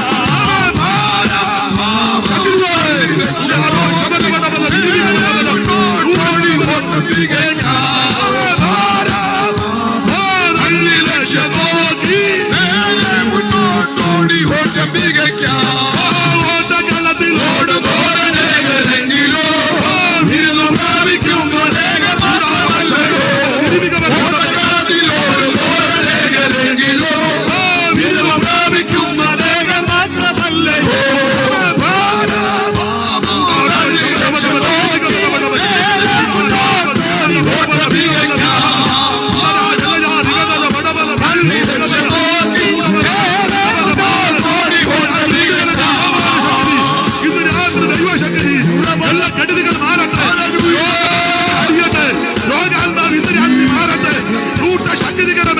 ഈ രാത്രി ജയം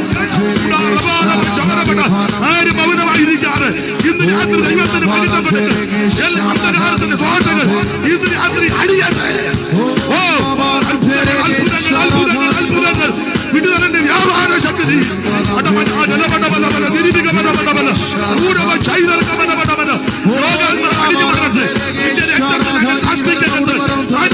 കുടുങ്ങിയിരിക്കുന്ന ലോകത്തിന്റെ അണുക്കൾ ഇന്ന് രാത്രി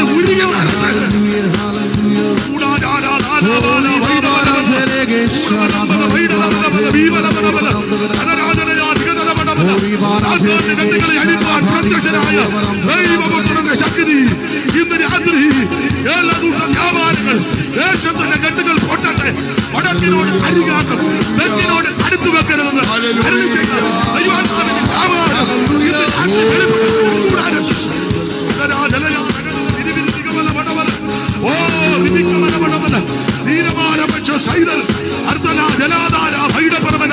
ഇന്ന് രാത്രി അന്ധകാരത്തിന്റെ കോട്ടകൾ അഴിഞ്ഞു മാറട്ടെ.